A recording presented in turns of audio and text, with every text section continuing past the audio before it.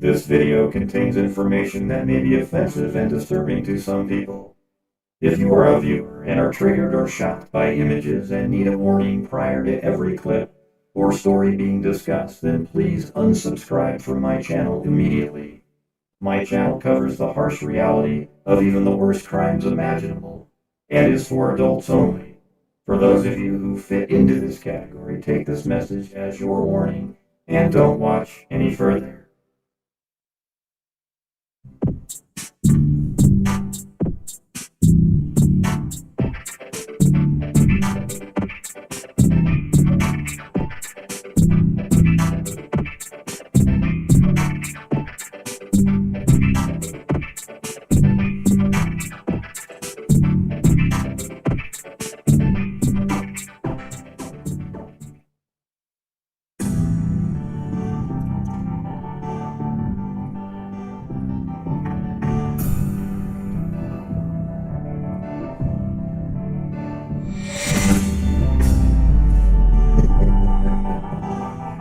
Hey, you like my new, yeah, I've got this new thing, but I don't know why I haven't had it before, but Stream Deck, it's called, so I gotta get this thing working first, then, I'll be able to get it going on, you can actually have it do transitions and stuff, but, see, I can do different sound effects just by pressing a button, like this one. That one, or like that sort of cool sounding, right? Or I can actually just hit a better Chewbacca button. Like this one.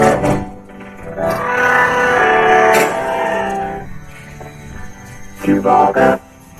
I'll be Chewbacca if you want me to. See, it's stereo now.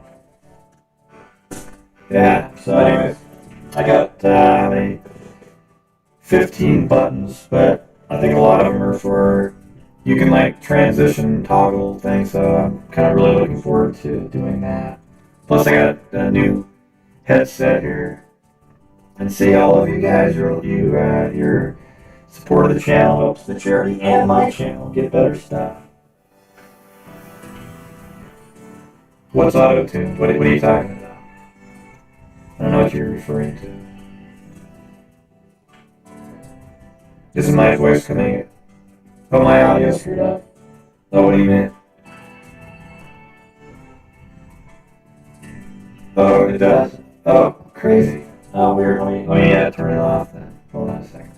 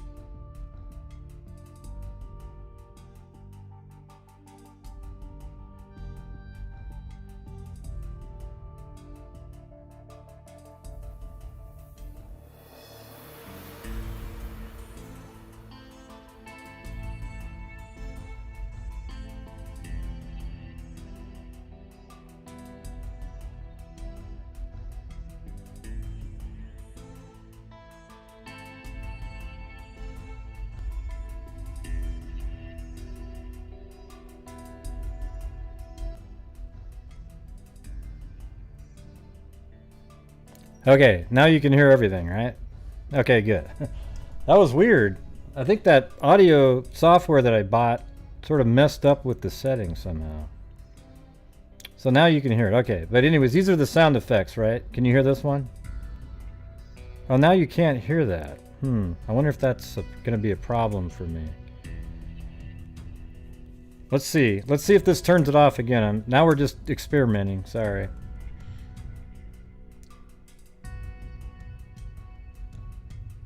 Alright, so that's open. Now is this going to work?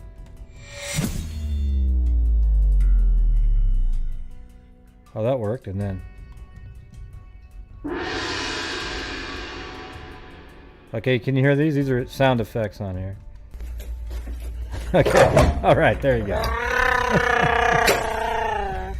Yeah, it turned off all of my settings in Streamlabs for some reason. It's weird. It like really messed up my Streamlabs, so here we go. I like that one. Yeah. Well, thanks for bearing with me, but you have to, when I installed this, I think it changed. I don't know how it would have changed that though. That's sort of something I had to do.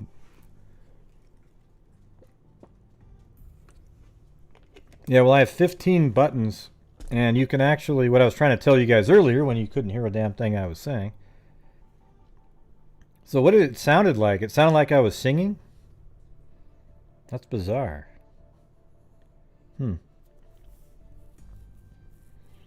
Anyways, I'm going to have to figure out how to use this with Streamlabs. There's got to be some kind of setting you got to do.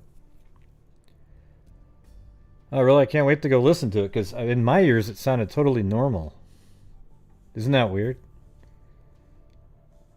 Huh. Yeah, in my ears it sounded, there was no difference. So I'm kind of wondering what was set up there, but sounds like we got it working now. But what's cool is this little thing, it looks like this, watch. This little thing, and it just sort of sits on your desktop. And you have 15 buttons, and you can literally set it up where it'll do transitions in OBS too. So you can go, and it'll just be like switching around on the screen. So anyways, one of these days we'll have a better setup on here.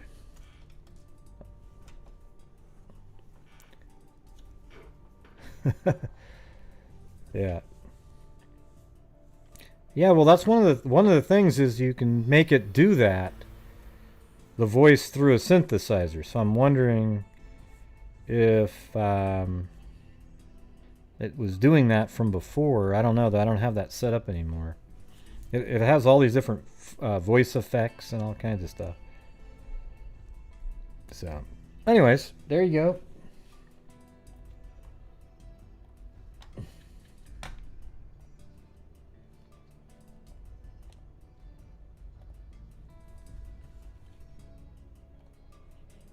Yeah, there's some crazy stuff in the Erika LLoyd case. Somebody emailed me today, and then I was talking to the sister of this other person. So I'll probably be interviewing them tomorrow, but yeah, really crazy stuff.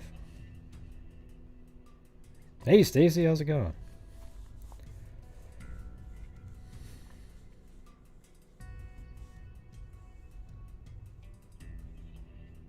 I'll have to go back and listen to what that sounded like, because to me it didn't sound like anything.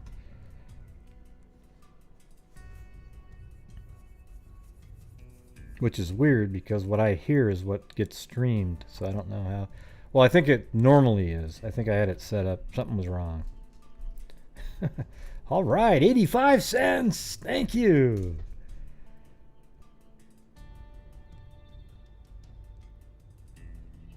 I don't even know what that means, Fiber Sleuth.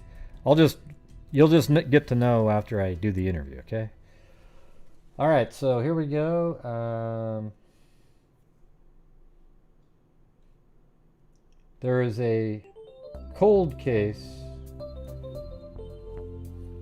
that we could take a look at that got solved, but we'll go back in time. No, I emailed her, but they never got back to me. But I'm doing a different show right now. Could you tell by the title? Yeah. All right, so this is back in 2010.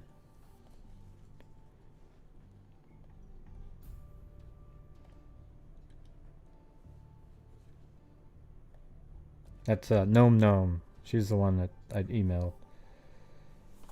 So this is back when no suspects in jazz owners' in-law slaying. A day after the slaying of Utah jazz executive. Oh, I didn't really even realize that. Slaying of Utah jazz executive Greg Miller's mother-in-law. Detectives were collecting evidence Wednesday at the South Salt Lake bookshop where she was found stabbed to death. Police had no immediate suspects in the slaying of Sherry Black, 64, who was found in by her husband Tuesday afternoon at their store at B&W Collector Books and Billiards Supply. Here, let me see where that is. That's in Utah. Let's see. B&W Collector Books.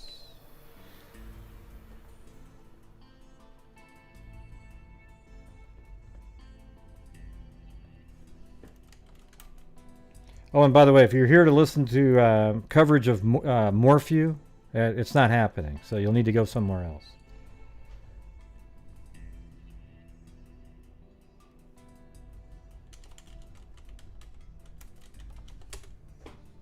It's probably not there anymore.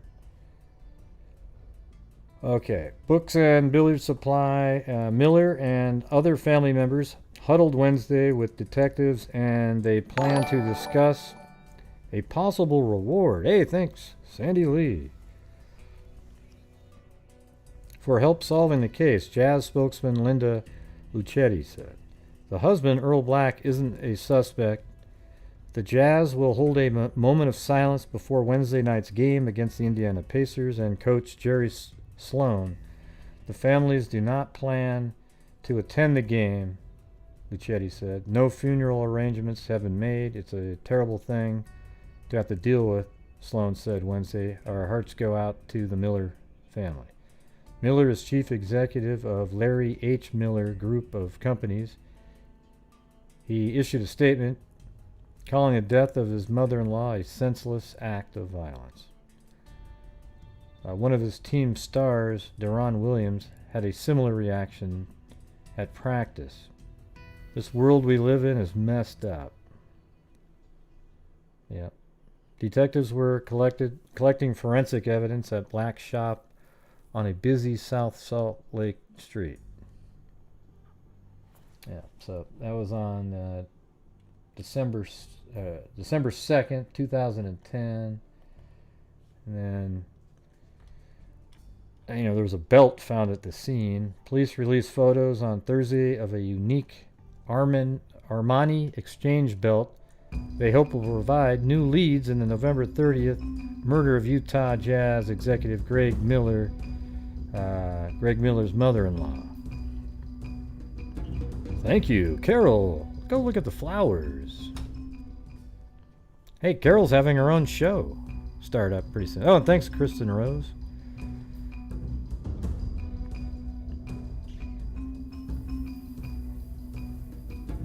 Yeah, Daryl and Carol, I guess. Daryl and Carol. It's not Daryl or Carol. They're going to be doing their own spin-off show, I guess.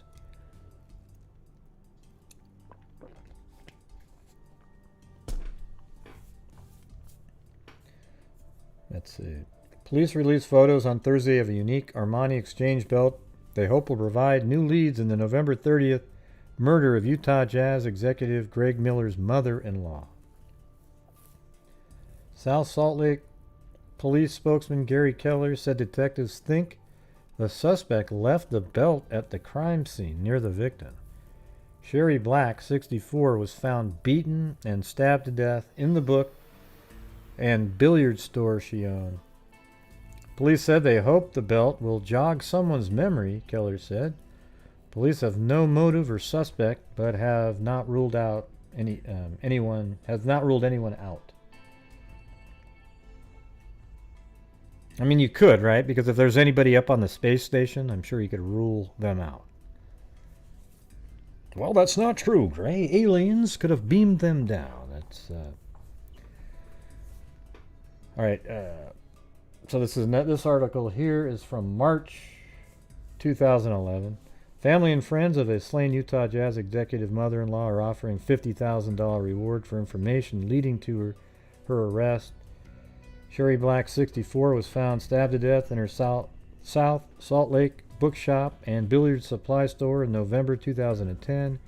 She is the mother-in-law of Utah Jazz executive Greg Miller. 4 months after the killing, authorities still have no suspects and no motive. Ruth said police found the killer's blood at the murder scene, and that DNA test confirmed the killer is a male. It was the first time authorities had publicly released the information. Well, I mean, it was like 99% that it was going to be a male anyways, right? In January, police partnered with the America's Most Wanted television show in hopes of finding suspects or at least uncovering a motive, but tips provided fruitless. All right. And then this is from 2010, actually. This is the belt, I guess. Let's see if this video loads. This site though was 10 years ago, so I don't know if it will. Police released photo Thursday of a belt recovered at the crime scene. She was found beaten and stabbed to death in her business and home. And look, it even has a number on the back, like a serial number, the count. Probably an expensive belt. The buckle is very distinct. It's very unique, he said. Hopefully that will catch somebody's interest and jog memories. Police have not named any suspects or motive in the killing.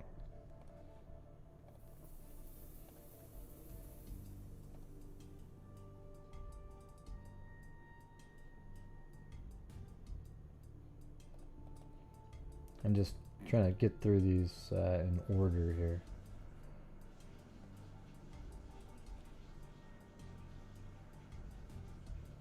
Okay, that's not the one. Hold on.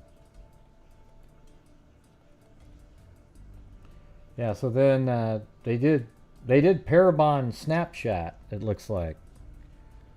So this is what they put out in 2017. This is when everybody was doing Parabon. So then now they know that the individual is, sort of a lighter skinned black person. And that's the victim right there. For 7 years, investigators have searched for the killer and a motive in the fatal stabbing of a Salt Lake bookseller. On Thursday, the 7-year anniversary of 64-year-old Sherry Black's death. Hold on, let me turn this. My music's too loud. Well, it's not that loud. It just sounded loud in my ears. He's African American with light brown to brown skin and black hair, police said. Now, when you look at this, see, they've got one here when he's a certain age, this one and this one. Okay, so they age progress him. So just kind of keep that in mind.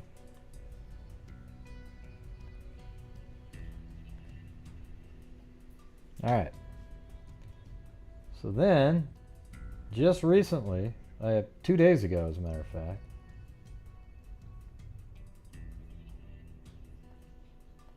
they made an identification here.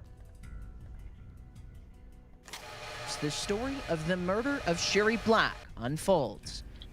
From her son-in-law Greg Miller's pleas for the case to be solved. We want to make an arrest, we want a conviction, we want to bring closure to our life. And That's not my... we just want to do everything we can to help the police in their effort. To the only evidence left behind, a belt and blood from the killer. We have the highest quality DNA. We have blood evidence. We believe he cut his hand. There's blood evidence left behind. Several attempts at finding her killer have been met with silence. DNA evidence came up short, and even a foundation was started to help solve cold cases in her name. And our hope is that by collaborating and bringing more experts into the effort that we'll be able to move the case forward. But her murder on November 30th, 2010 remained a mystery for 10 years. That was until Saturday. This morning we made an arrest in the Sherry Black cold case. Teen at the time of the murder. Look at this guy. Of this man, 29-year-old Alan DeBurrow. So there's the guy. Look at this. That's crazy though, because I think that image looks a lot like the final image that they have over here. Here, let me try to, like, see how this shot and that shot, it just doesn't have the goatee, but it's so close. Even though he's only 29, and they said that this would be what he looked like when he was what, 40 something years old in that one. But I mean, I think that's pretty close. Like if they had known he had a goatee and you put that on there, you'd look really close. All right, so I have the press conference here, and the audio was really hard on this one because it was dual tracks, but each track was a little different, so I merged them together, and then they're really low, so then I boosted up the audio. So I don't know what it's going to sound like. There's a lot of background noise. I didn't have a chance to listen to it yet. It's really windy. Thank you. Yeah, I kind of wish I still haven't got one from the pandemic, so this one kind of like it better. Thank you. Yeah, no.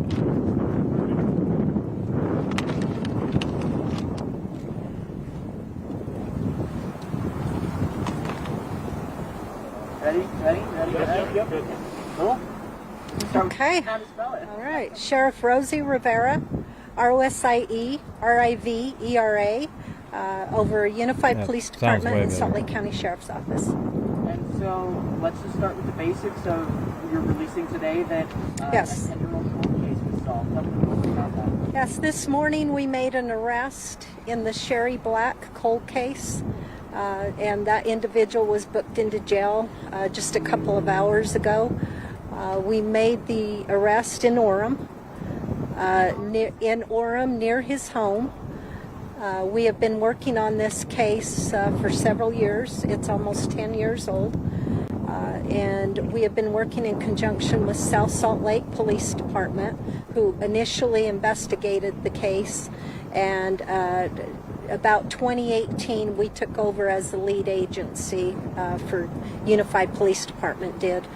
We've been working with South Salt Lake and several different other departments, agencies, trying to get leads on this case, and we were able to, and we made the arrest this morning. The case will be screened at the District Attorney's Office on Tuesday, and we'll be able to release more information, but right now, until we are able to sit down with the District Attorney's Office and they can determine the charges, we're not releasing very limited information. I do have the individual's name I can release and the age. He's 29 years old. His name is Adam Durbo, Durborrow.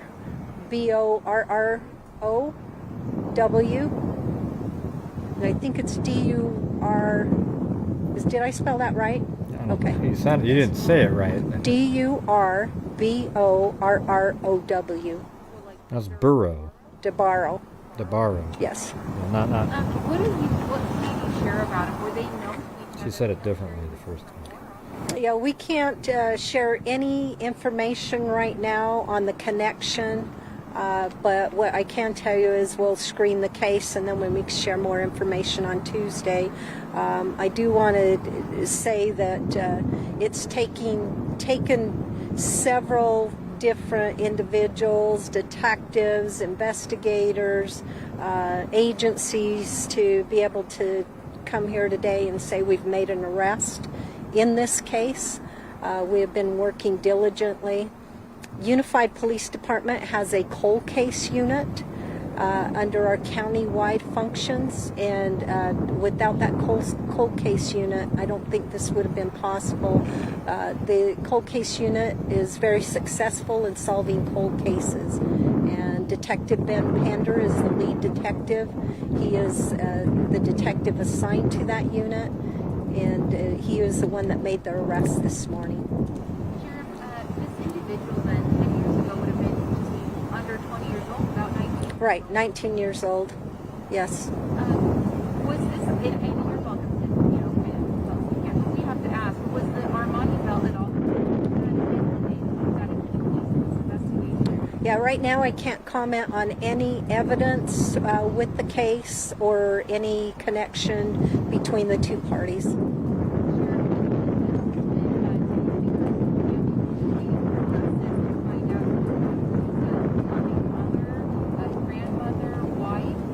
What was it like for you guys to make that call and let them know that you have answers for them? It was a good call to make, but at the same time it's a tough call because you still want to make sure we follow it through to the end for justice. And sometimes it's tough because we can't give out any details even to the family, and that's the challenge of how much information can we give out at this moment.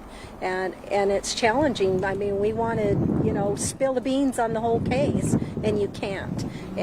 But I can tell you we did meet with the family earlier. They are aware that we made an arrest.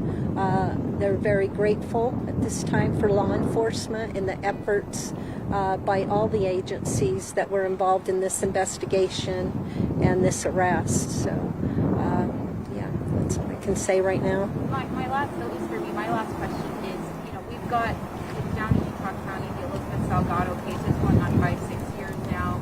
You know, Susan Powell, of course, you've got Akosita Kosusi, who was murdered just 2 months ago.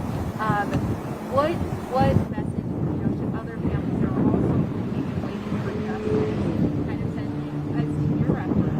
The case has never really gone to sleep.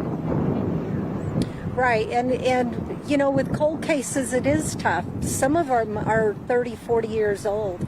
We've had a lot of success with Unified Police Department in solving even the older cases. I would ask the families to never give up hope. There's always somebody that knows something, and you know, we want the families to know that we work these cases diligently. This isn't our only cold case. We have several that we're working at the same time, and we have several different detectives working on it. Our major investigations unit and our violent crimes units work on these type of cases as well as our missing persons unit. So I would just say to anyone out there, you know, that is a family that has a cold case, just to have some hope, because we are working them diligently.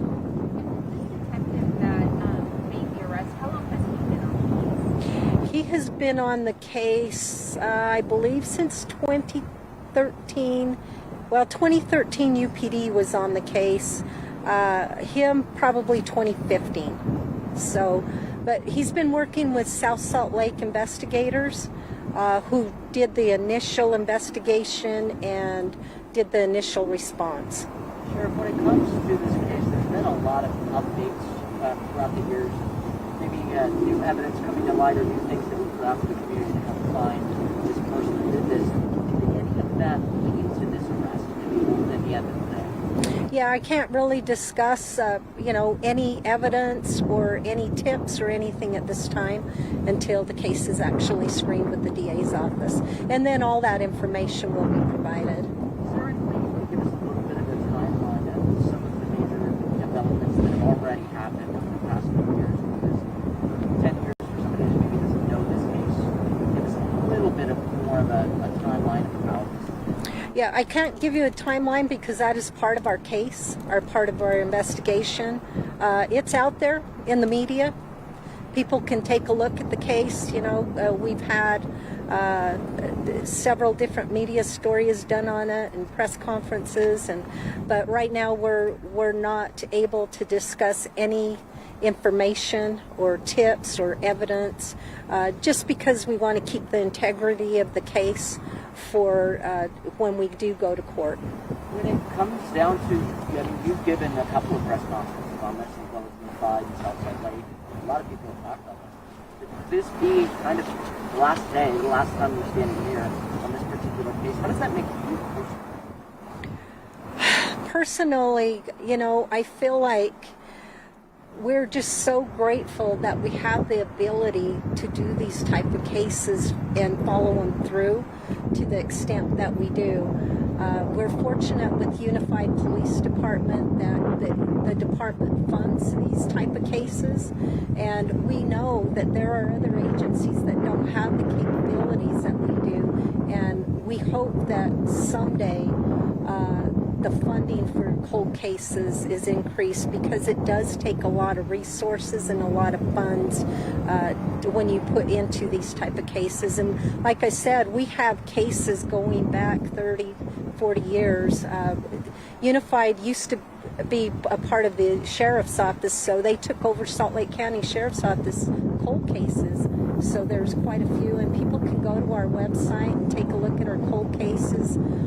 And if anyone has any tips on any of our cold cases, please call us, because we will go check out those tips. And we've had some really good success. Since I've been sheriff, we've solved several cases, and we've done media stories on it. And, you know, it's very rewarding to us when we are able to present to the family that we have worked the case and have some success in the case and convictions. And that's important. And it's important for our communities to know, because you never want somebody out there who has committed a murder to still be out and about. Public safety is our number one, and we are always going to work these cases diligently to make sure people are taken off the street and brought.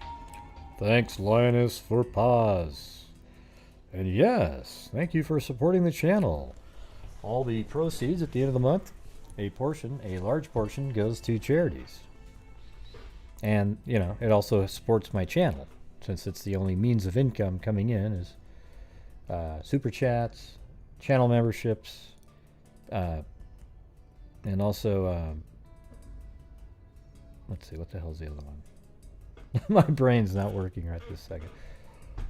Oh. Let's see. Oh, Patreon. My God, I was trying to remember what the heck was the one. It didn't just pop right into my head. Yeah, so Patreon, and then, you know, YouTube. All YouTube funds get pooled together, and a bonus from PayPal at the end, which Patreon goes to. And that helps pay for everything. You know, like I was able to buy the new headphones that I got on, and this little machine, Stream Deck, and hopefully one of these days I'll actually have time to get everything dialed in. Because right now I've been working on this podcast, not the Allison Watterson one, but the other one I'm in called Scene of the Crime with Morph and Jess Betancourt. 2 hearts. And this season they pretty much did they knew this case and did all this stuff, but I'm putting it all together, like, not all together, but, well, a lot of it. I'm extracting all of the quotes from the dialogue and then inserting those quotes into the recorded audio that somebody did for us. And, man, it is just crazy. Hey, thanks, Lioness, for pause, and Gene Fish. Thank you.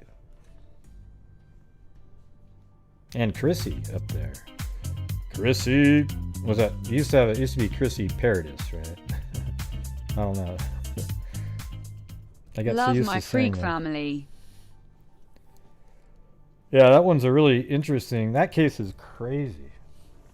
You know, just listening to all the audio while putting it together, you understand. Paul Holes actually covered it on a show he did, and then Morph and Jess, they got a hold of all of the documents and were able to interview some of the people back from 1980. It should be one of the better podcasts that's out there.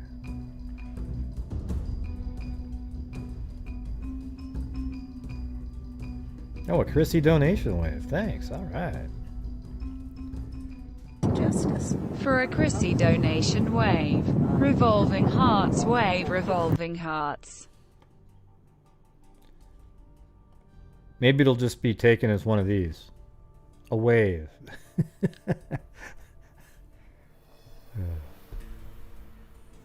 That you see solved, or have there just kind of a gist of, you know, is this kind of common in your brain, or is this really extreme? It really varies, you know.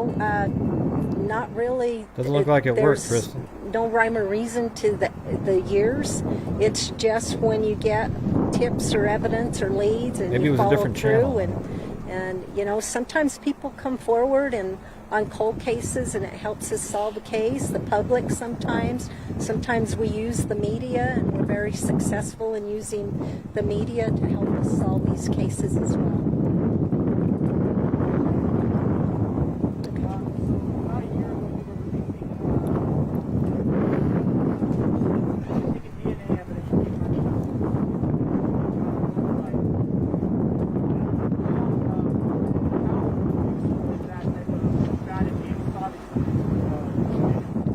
Anytime law enforcement puts something out on a cold case, it's because we want the public to remember the case, bring the attention of the case to the public, and our hope is that the information that we provide will help us solve the case.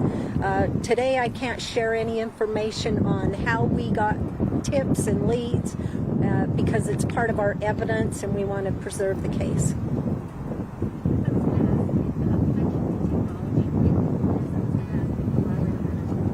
Yeah, and I really can't elaborate on anything that, you know, that is a piece of the case where it comes to evidence.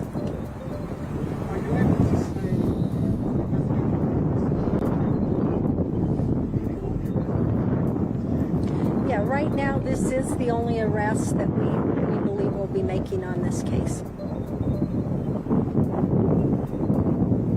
I wonder what happened there. Thank you.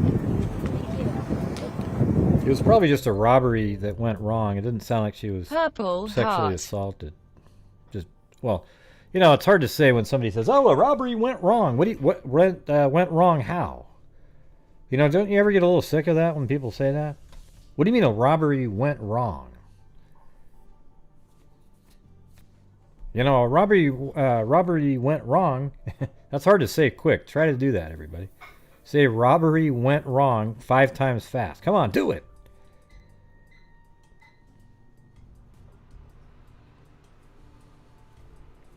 Robbery went wrong. Oh man, I can only do it once. Robbery went wrong. Robbery went wrong.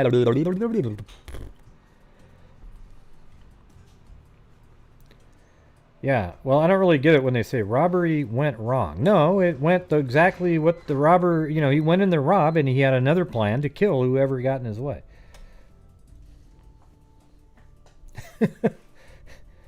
Yeah, try to say robbery went wrong 5 times fast. Man, that's tough. That's brutal. I can do it once and get started on the second one, then it's toast. And don't think about it too much. Just try to do it. You know, like, if you think about it too hard, you might be able to do it. Just do it the way you would naturally try to do it.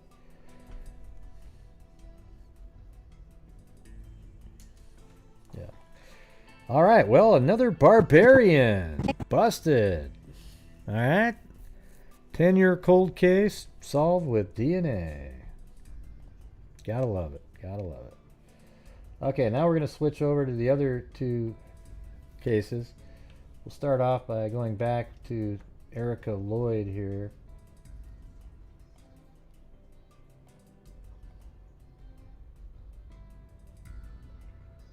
So I'll go back to some of these older links that I have.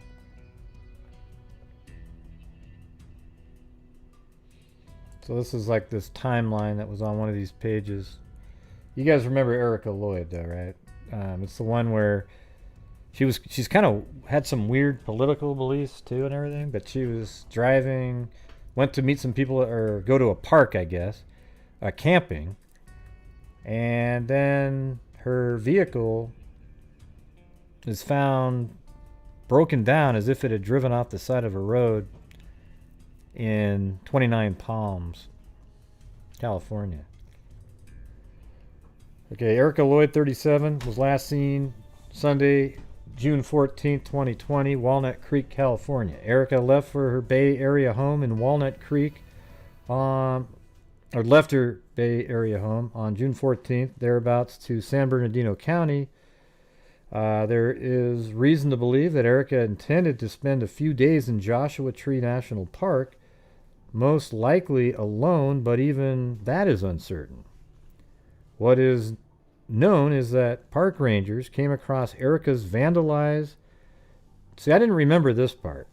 But they came across her vandalized 2006 black Honda Accord on Monday, June 15th, at Indian Cove Campground near Jumbo Rocks.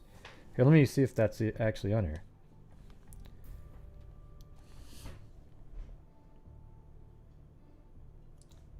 So that's called Indian Cove Campground. There you go. Wow, that's totally, completely opposite of where I had it. I'm glad I switched over. Right there. Okay, so June 15th at Indian Cove Campground near Jumbo Rocks in Joshua Tree National Park. All right, let's just make sure that Jumbo, what does this say? Indian Cove Campground. And where's Jumbo Rocks?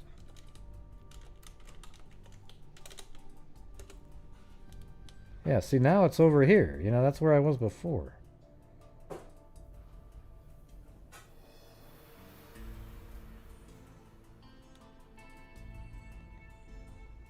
Yeah, I don't get it now. Jumbo Rocks Campground. And now we're way over here. But the other one is way over, you know, this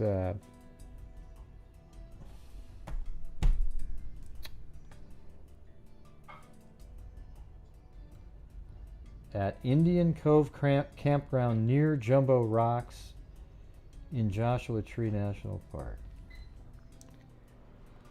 Okay, let's try it. Indian Cove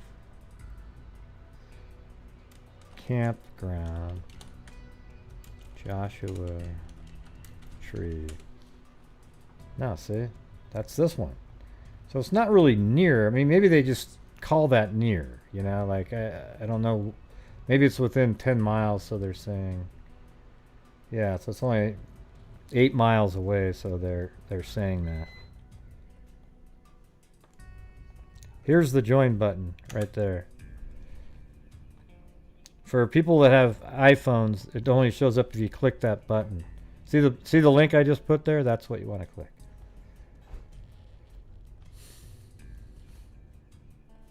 All right, so anyways, June 15th at Indian Cove Campground near Jumbo Rocks. There was no camping equipment in the car or its immediate vicinity when the Rangers observed the vehicle. So it was already vandalized at that point. The back window and windshield had been broken and the dashboard damaged. The Rangers noted the vehicle's presence in a report and left a note on the car. That evening, the car had been removed by somebody. The next day, Tuesday, June 16th, a California highway patrolman spotted the car on Shelton Road, east of 29 Palms. The car was facing the highway. So we actually, just based on looking at various news reports, were able to determine exactly where that car was. And it was right here on this road facing that direction. There's no street view there, but the way we did it was, there is street view out here on this road, and I think we were able to determine, I can't remember exactly, but it's back over there. And yeah, so let me see if I can pull open that. So it's weird that they saw it first where it was vandalized, and then it was moved, and the next day it was found way over here.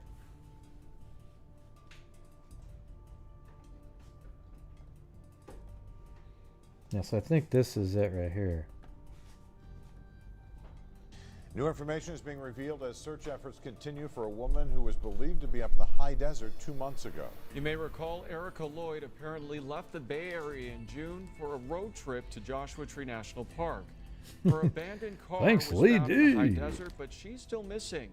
Tonight, the company that towed her car spoke exclusively to News Channel 3's Danny Romero about the ongoing search. I wonder if she got back into her car when it was... I don't think so. I don't think so.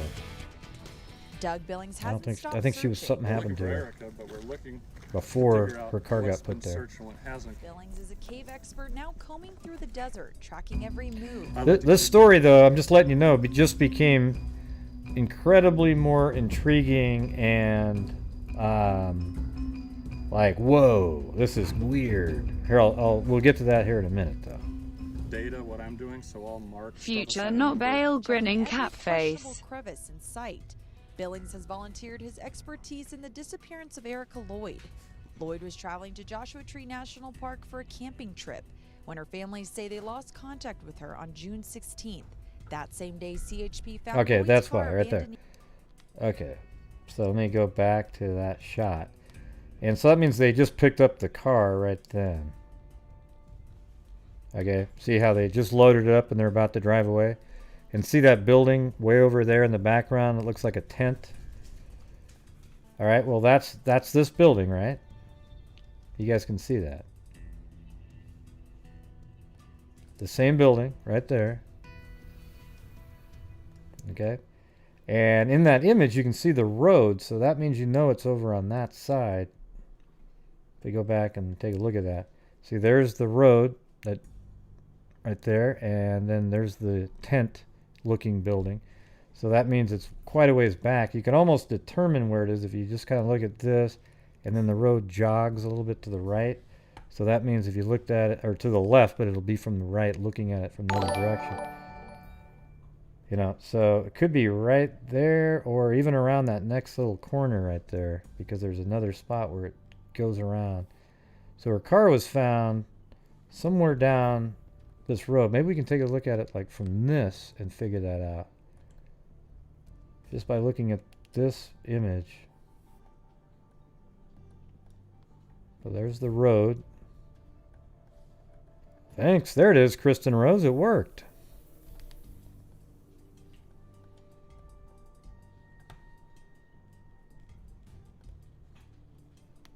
Okay, so we know we're not at that next road that turns because you'd see it right here.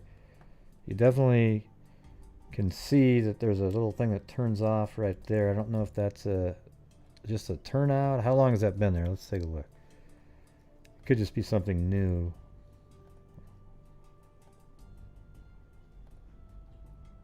Yeah, that's not really anything there. That's just somebody maybe that owns whatever building that is right here. Hard to even say that's a house, but maybe they pull in there.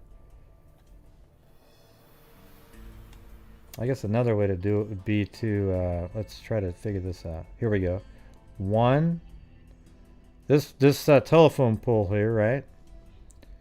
Looks like it's the first one on this side. So 1, 2, 3, right next to the fourth telephone pole. And amazingly, we get to have, we see it.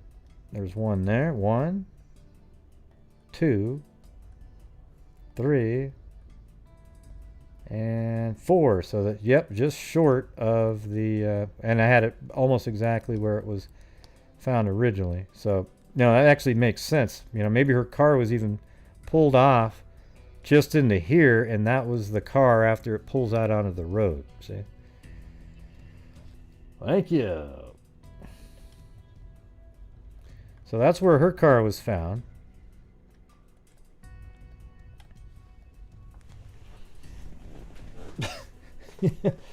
Right, Rebecca. Oh, God. Oh, Jesus. All right, so let's get back to this timeline thing here. So the Rangers noted the vehicle's presence in a report and left a note on the car. The next day, Tuesday, June 16th, the California Highway Patrolman spotted the car at Shelton Road, just where we just showed you. The CHP had it towed away. At that point, Lloyd had not been reported missing. In previous phone contact with family and friends, Erika had indicated she was on a road trip. All phone contact with her ended on June 14th. On Wednesday, June 17th, her family reported her missing, giving indication she might be in the area of Joshua Tree National Park. The San Bernardino County Sheriff's Department dispatched a helicopter to scour the area. That effort was not fruitful. Robbery went wrong. Robbery went wrong. Robbery went wrong. Yummy face, tongue out, it's late, but I had to do it. Oh, man.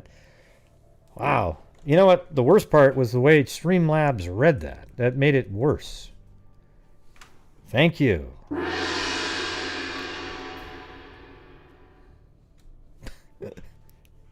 Oh, Jesus. Robbery went wrong. Robbery went... Oh, Jesus. Let's see. The Morongo Basin Sheriff Station was put on a special alert to be on the lookout for any sightings of her throughout the entirety of the more than 3,000 square mile desert. Park rangers began searching areas within the park. The Joshua Tree search and rescue team engaged in an effort to find her or spot any signs that she was in the area. On June 19th, her parents caught a flight from Maryland to California in the hope that they could be of assistance in the search. One troubling aspect of the case is Erika had deleted her Facebook page prior to her disappearance.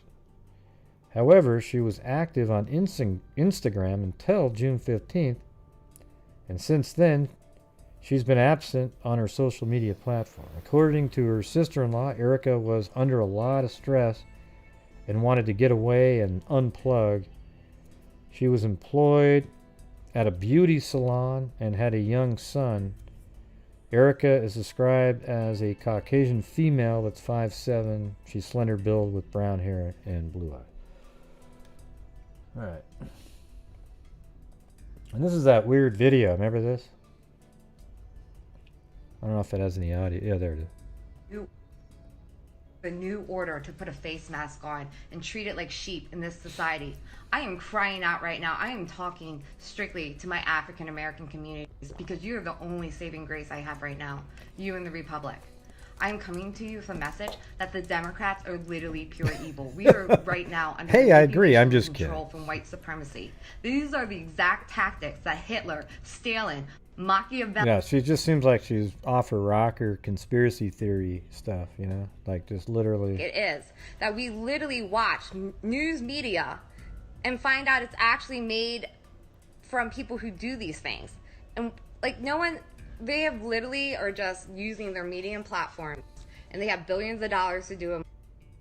Yeah, it seems like she's just kind of going off on a... Obama and Michelle are a transgender couple. Yeah, wow, okay, see. I didn't say that, YouTube. Anyways, that was a video that was playing. Yeah, she's just absolutely out there, right? Completely cuckoo. Right? So she goes on this trip and she just disappears. Erika is described as Caucasian, detective out. So this is some pictures of her, different looks that she has.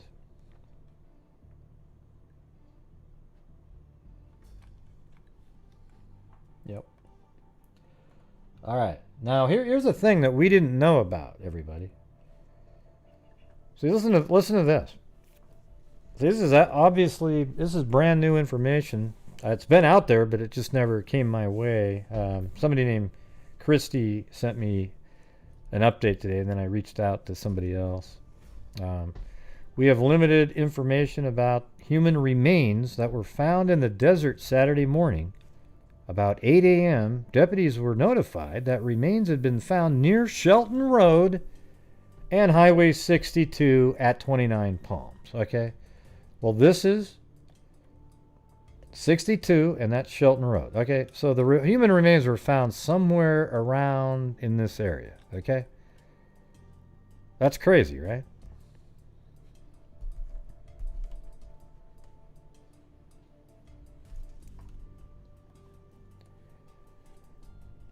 And through a conversation I had with somebody, those remains were male remains. The Sheriff Department will not confirm at this time if the remains belong to Erika LLoyd. Lloyd had left her home June 14th to go to Joshua Tree National Park. They found her vandalized car in the park June 15th, and when they went back to check on it, it was gone. The California Highway Patrol found her car near Shelton Road and Highway 62 the next day. Lloyd's parents reported her missing on June 17th.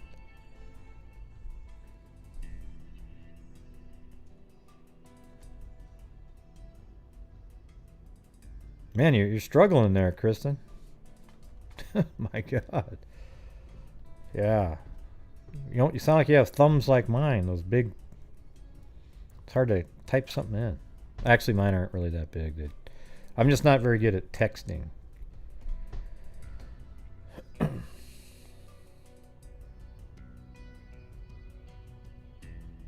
Oh, I don't believe that.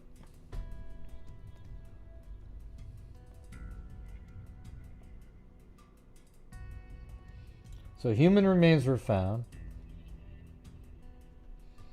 And then there was a video out there today. It sounds like it's real, because the person I talked to...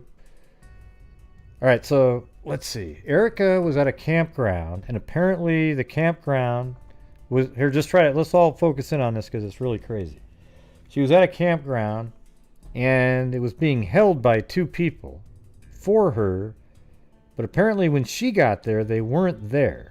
Something like that. Okay, and one of the individuals' name is James. Okay, one of the individuals' name is James. Okay, but it turns out that James is missing right now. There is a... Okay, how about this? There is a person with the name of James being missing right now in that same area. So check, let's just move. I'm going to read the information that from the person that I'm going to be interviewing. And this is just our text messaging. And some of this is from a Facebook page, but listen to this. James Michael Escalante, nickname Blackhawk, date of birth, he was born in 64. And says, Wonder Valley, California, off Shelton Road, on a metallic red mountain bike, wearing blue short sleeve button down plaid shirt, jeans, navy blue and white Nike Air Jordans, hair pulled back. That's the picture that's in the thumbnail. Thanks, Nashville, Tennessee. This is a story we have gotten from the last known person to see James. So this is now, first part was a canned, like a cut and paste. This might be too, but it's more descriptive. It says, this is the story that we have gotten from the last known person to see James, James, and the person's name is Sherry Slover. She stated that on the morning of June 25th, so you remember, she went missing, Floyd, on the 15th. So this is only 10 days later.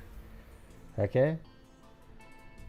2020, at approximately 8:30 a.m. Pacific Standard Time, this person, Sherry Slover, sent James out on her bike to help her friend, quote, D, Dashi Waters, who had gotten her car stuck in the desert near the intersection of Highway 62 and Shelton Road.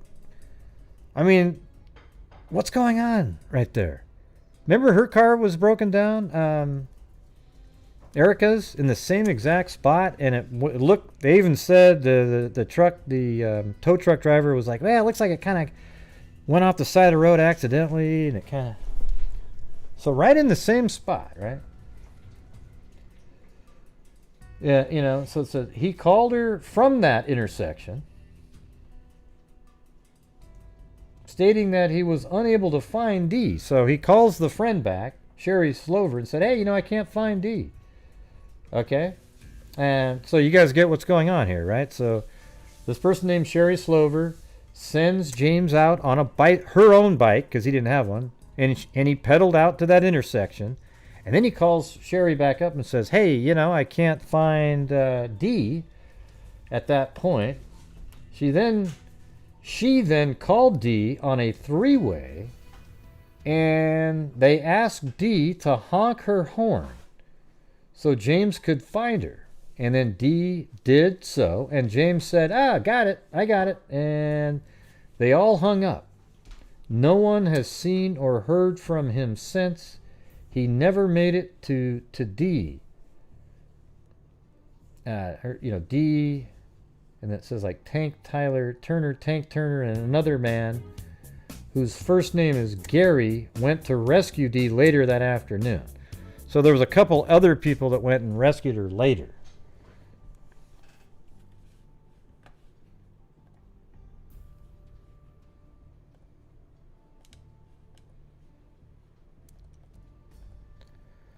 Oh man, I'm not sure what's going on over here. This crazy window just covered up my whole screen. Oh, there we go. Got rid of it. So you gotta admit, like, that's some whacked out stuff right there. This isn't really flowchart stuff. You just have to keep in your mind. Her car was at a park, vandalized. Then it disappeared. The next day, the police again found her car at the intersection of 62nd and Shelton Road. Highway 62 and Shelton Road. And then they towed the car away. And then 9 days after that, another car breaks down in the exact same spot, apparently. And then somebody named Sherry Slover, who I think is maybe the girl. Let me show you this because I have it all mapped out. This is where they live, okay? James and I think Sherry or whatever lived right here. Okay, a lot of stuff going on there. And so he rode his bike down this road like this. And look at it, it's actually the same road. I mean, it's Shelton Road right? I mean, basically, it just changed names at a certain point. Right? So there it's Kern Road and Shelton Road. So right after it passes whatever highway, it actually had a name on there. There's Amboy Road. It changes to Kern Road. But anyways, it's basically Shelton Road the whole way. So he rides his bike all the way down here like this. And then stops his bike right here and says, hey, Dee, where the hell are you? You know, whatever. But he couldn't get hold of her, so then he calls back up his girlfriend or whatever, Sherry. I think it's his girlfriend or somebody he lived with. And then Sherry said, let's do a three-way. And then she honks her horn, and he goes, oh, I heard it. And he goes, oh, I got it. And he's never been seen again. And apparently her car was right in this location. Right there. Okay, so it's not far from there. Okay? And then keep in mind, he went missing and they found human remains out there on August 11th.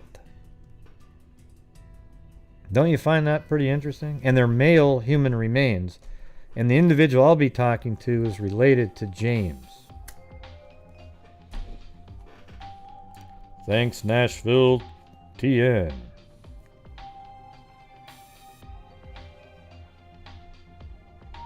Well, maybe he knows how to fit. He looks like he's a mechanic or something. He's got all kinds of... He might have just been able to help get something going.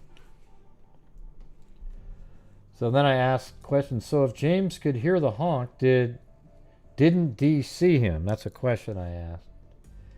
And she says they claim no. Do you have the coordinates of James' last phone call? I have GPS pin that would be really close based on... Yeah, so apparently he called right at this intersection there. Been spoken to him. Let's see. I have a GPS pin that would be really close based on the last known person to have seen and spoken to him. I will send them to you. Let's see. And then she gave me some GPS coordinates, and that's how I was able to put some of these pins out here. Okay, so I asked her what if the I asked her if the human remains, did they know what gender, and she said male remains. I know that they were found off of Shelton Road also. We have asked to have James's DNA compared to the DNA of those remains, but have not gotten an answer yet. They said it could take 1 to 3 months for the results. Since the remains are skeletal, fingerprint identification won't work. We are unable to locate any dental records, so that's out also. Waiting is an absolute nightmare. Hey, listen, I don't believe in coincidences at all. I mean, in this kind of situation, I think there is almost no doubt that Erika and James and some of these other people are all part of whatever is going on with James and Erika. Okay? I mean, the odds are 1 in a million. I don't even know if it's a million. It'd be like a billion. I mean, look how tiny it could have been anywhere out here. It's just massive area, and then you've got this one spot where Erika's car was, and she's missing. And then human remains are found right around out in this area of a male. And then James goes out to another car that's broken down on the same freaking road. And, never makes it to the car. And then now they've found male human remains. I hope they're not his. But, you got to think, like, man. And were the human remains buried, or were they just out in the ground somewhere? Like, what does it look like? Let's see what it looks like if you're on the ground. Yeah, so you could easily, something could happen to you, you'd be put way out there and nobody would really see you. So if you were just 200 yards off of there behind a bush or something covered lightly with sand, you probably wouldn't be seen.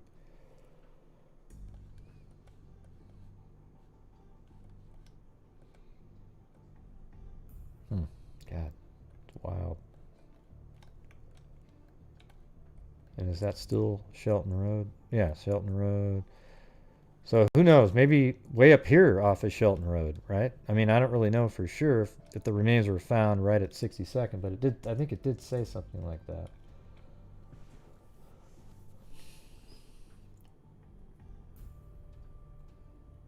Okay, it says the bike that James left on that day was located on Shelton Road in the vicinity of the remains. It's almost like he was shot off of his bike. Almost like a sniper or something.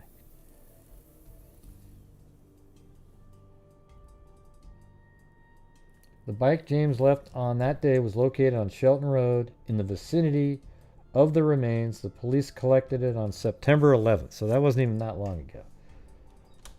And then let's see. Is that picture on your site? It says, I'm honestly just going on my gut instincts. It seems entirely too coincidental to me also, because I had already mentioned that.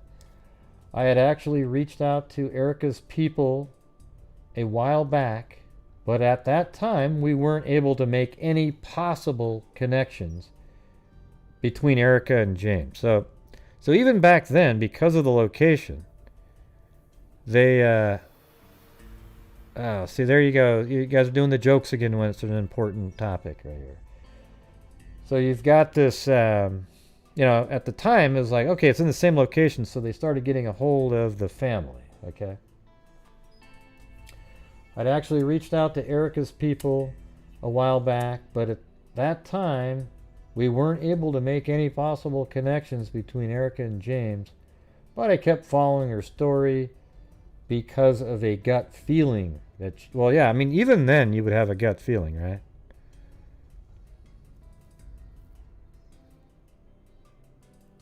I don't know if it was anything like that at all. I'm just saying, he's on his bike. Somebody confronted him right when he was about to go, quote, help somebody named D.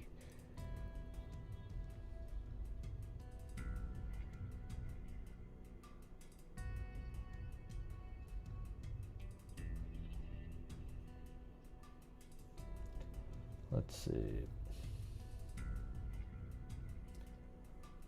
But I kept following her story because of a gut feeling. I'm a firm believer that too many coincidences aren't a coincidence. Friday morning, I saw the new information regarding James and Christian on a Facebook group I follow about her. I immediately reached out to her folks. And then she said, yes, the picture of the bike is on her site. I've seen it. None of the circumstances surrounding these two disappearances make sense to me, she said. Also, last known person to see James was his then girlfriend, Sherry Slover. So that was his girlfriend, Sherry. And Sherry and him lived in that house right here. So, you know, she has him ride his bike down here to help Dee, whose car broke down right over there. What are the odds of that, though? You know, that Dee, you know, who's Dee anyways? Like, her car just happened to break down sort of close to here. It seems like a setup of some sort to me.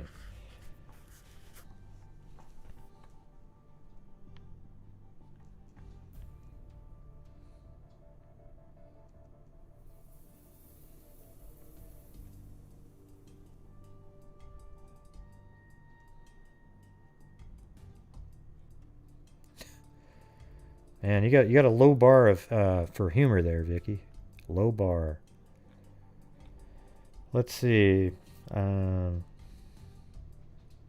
just seemed, yeah, it does seem like a setup. Like they, if I was them, I'd be looking at this Sherry person, and then there's these other two guys that go help get her Dee out of her car. Or was Dee the one? Maybe Sherry was just, oh yeah, I'll send him over, and Sherry has nothing to do with it. And it was Dee, and then the two people that came by later, you know. Whew. Wow.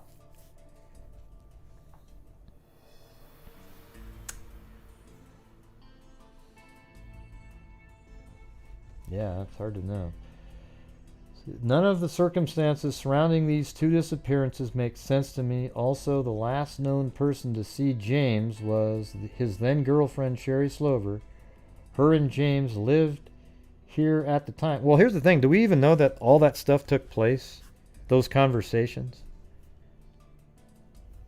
Like, how do we really know that? Her and James lived here at the time of both Erika and James' disappearance. Sherry Slover. Her and James lived here at the time of both Erika and James's disappearance. Ah. Interesting.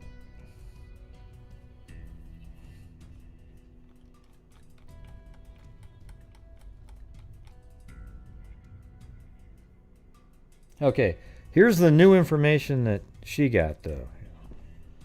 It's this past Friday, so just 2 days ago, new details were released in the Erika LLoyd case. Erika LLoyd went missing a little over a week prior to James in the same general area. The new details are that Erika told her roommate that James and Christian were holding her campsite for her.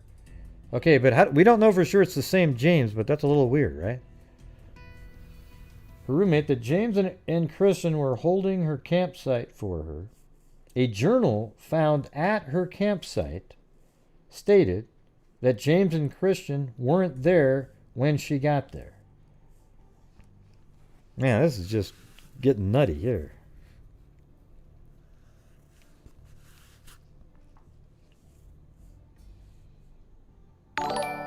Well, he wouldn't have seen her at that place because it was a week.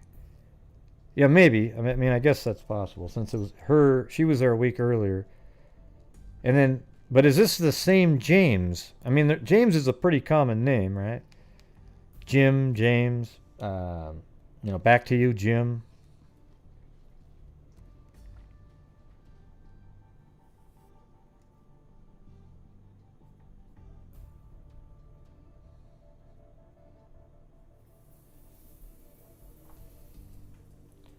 A journal found at her campsite stated that James and Christian weren't there when she got there. So it's weird that they found a journal. We hadn't heard about that. So it seems, I don't think, here's my opinion, I don't think Erika ever made it to where that car was found. Her car. Because remember, it had already been vandalized.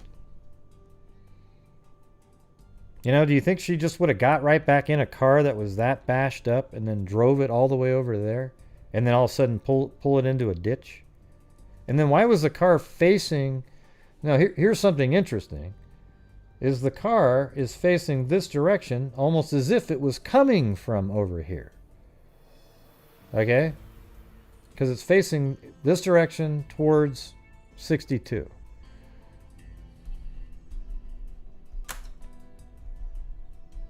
That's right.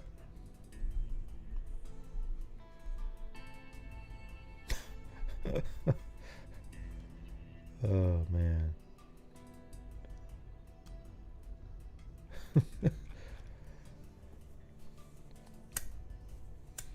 So maybe we should make a sound effects for Zozo that said, because it's so crazy. What did she type up there? I just saw it. She said, because I'm missing all the jokes. Wait,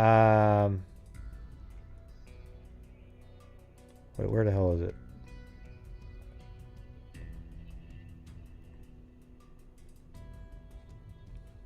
Where the heck is that one? Well, slap my ass and call me Sally. Oh, man. Yeah, it's about what you feel like. It's crazy.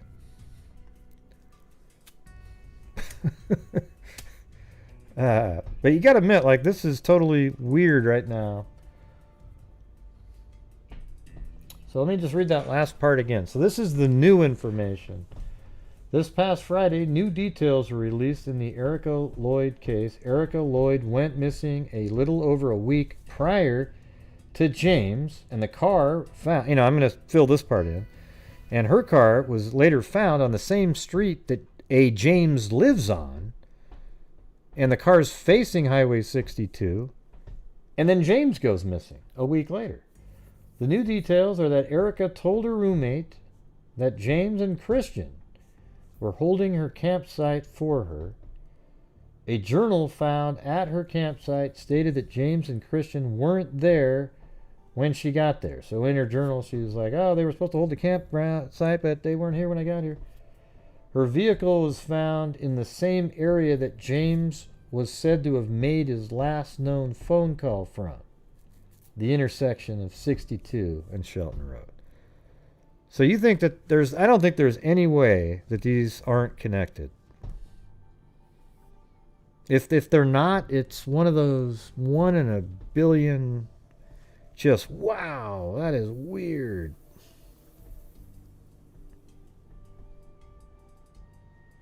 Well, we don't know if this is the same James, though, to be fair. But nobody seems to know who Christian is. So who's Christian, right? Like, is he related to, you know, the disappearance?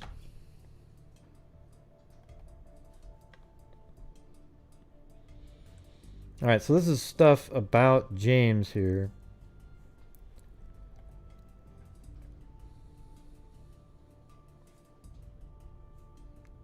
Yeah, so that's that story we already read. I think she cut and pasted some of this from here. All right, so these are those ping locations.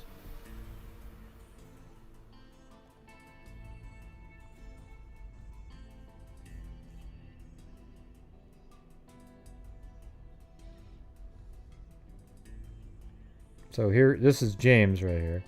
So you can see, like, he's kind of a, you know, looks like a handyman. He's able to fix stuff. So maybe that's why he was sent out to the vehicle.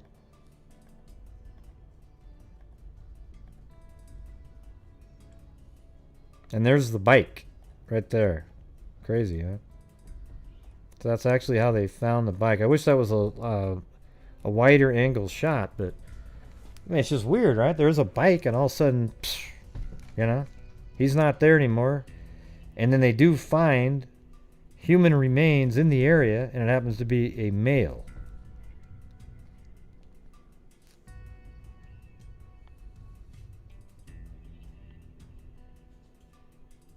No, we don't really need a chart. This one's easy. I can just do it in my head. Here, I'll do it from up in the air. Here we go.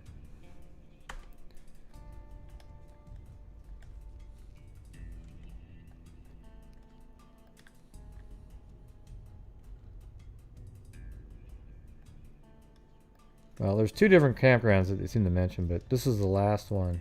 Oh, look at it, you can see through the earth.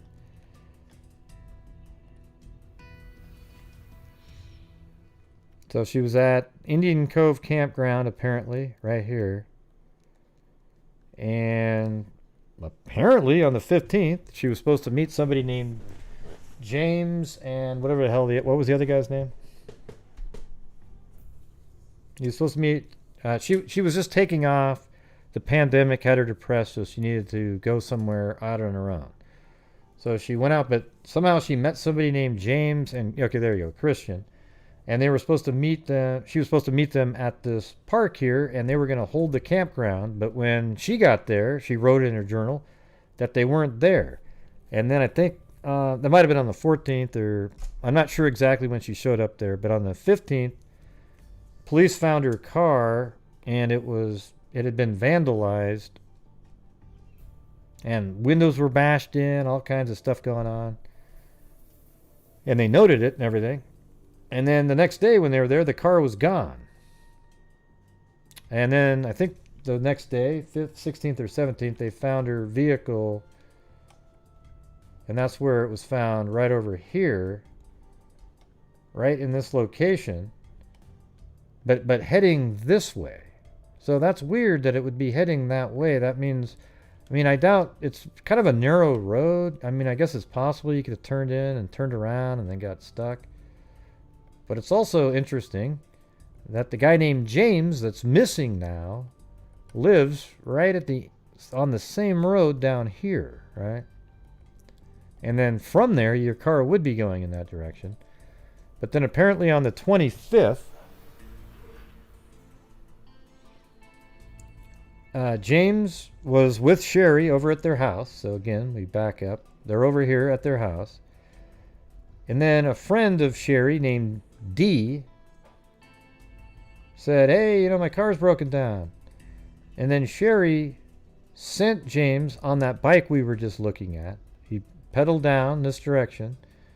And then when he got to this intersection right here, he he couldn't find D, so then he called Sherry up and said, I can't find her. Then Sherry called D, and they did a three-way call. Why did they have to do that, by the way? Why didn't Sherry just call D and say, hey, honk your horn? Yeah, I mean, just when James called, she could have said, listen, I'll call her and have her honk her horn. It's weird that all of a sudden they started doing a three-way call. I don't know. Just kind of bizarre. Anyways, he drives here and calls Sherry and says, I can't find D.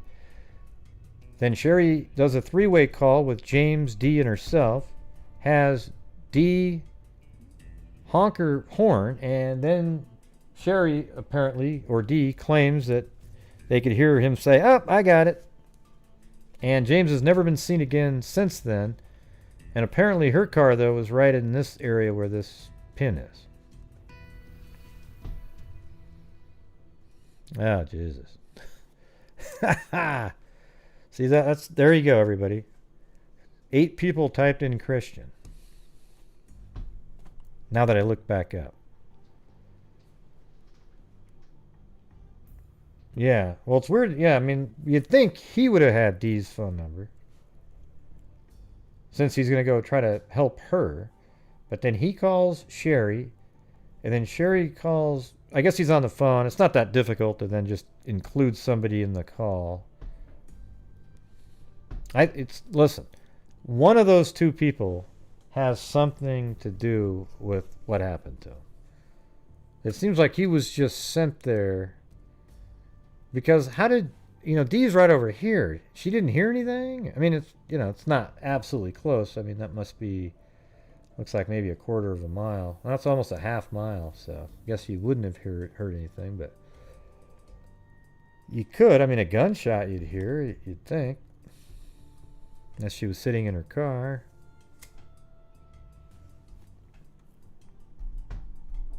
Man, whenever they solve this one, it's going to be weird. I mean, what in the hell happened to Erika? She's at the park. Let's try to think of how that makes sense. All right? Start thinking now.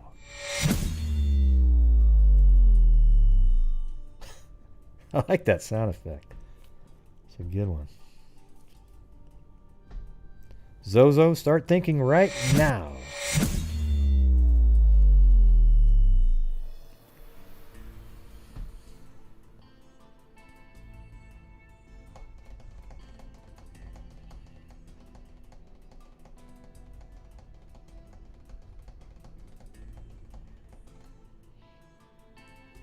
I don't believe those people. Everybody tries to insinuate themselves. I think she went missing on the 15th, and I think something happened to her. You know, and did she know James and Christian before she got to that park? Was it just like, hey, you know, there's people online, you know, we can split the cost, something like that?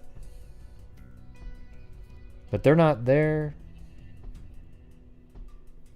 And did she talk to both James and Christian?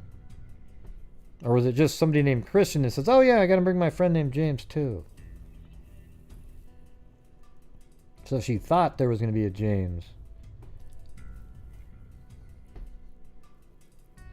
And maybe James witnessed something related to Erika, and they had to sort of set up a scenario and take him out. I think that's kind of something that's very possible here. That just popped into my head right then.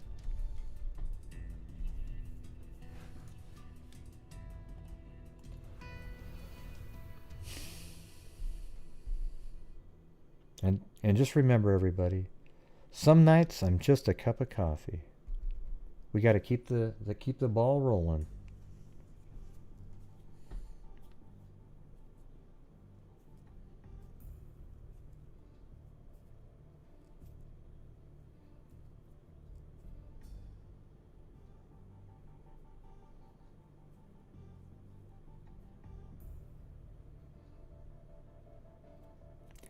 Yeah, let's go back to the video of when they're actually at the vehicle. That's a good one. Yeah, here it is. So let's just watch this whole thing. New information is being revealed as search efforts continue for a woman who was believed to be up in the high desert 2 months ago. You may recall Erika LLoyd apparently left the Bay Area in June for a road trip to Joshua Tree National Park. Her abandoned car was found in the high desert, but she's still missing. Tonight, the company that towed her car spoke exclusively to News Channel 3's Danny Romero about the ongoing search.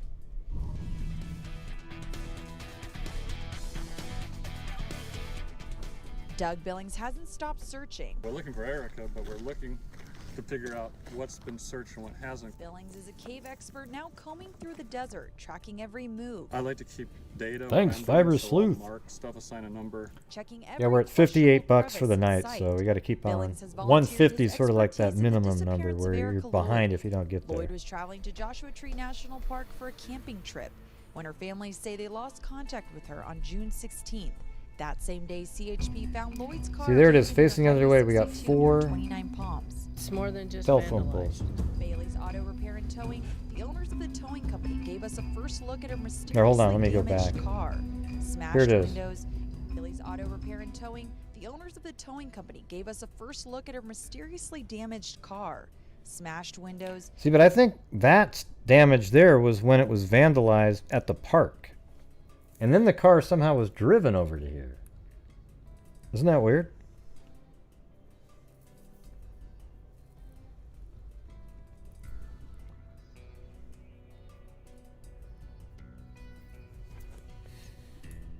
airbag deployed, shattered radio. The radiator is extremely smashed backwards. The whole bottom of the radiator, the AC condenser is all pushed backward, hit a very, very large object. And tucked away in the trunk, a folded stroller placed in a laundry basket.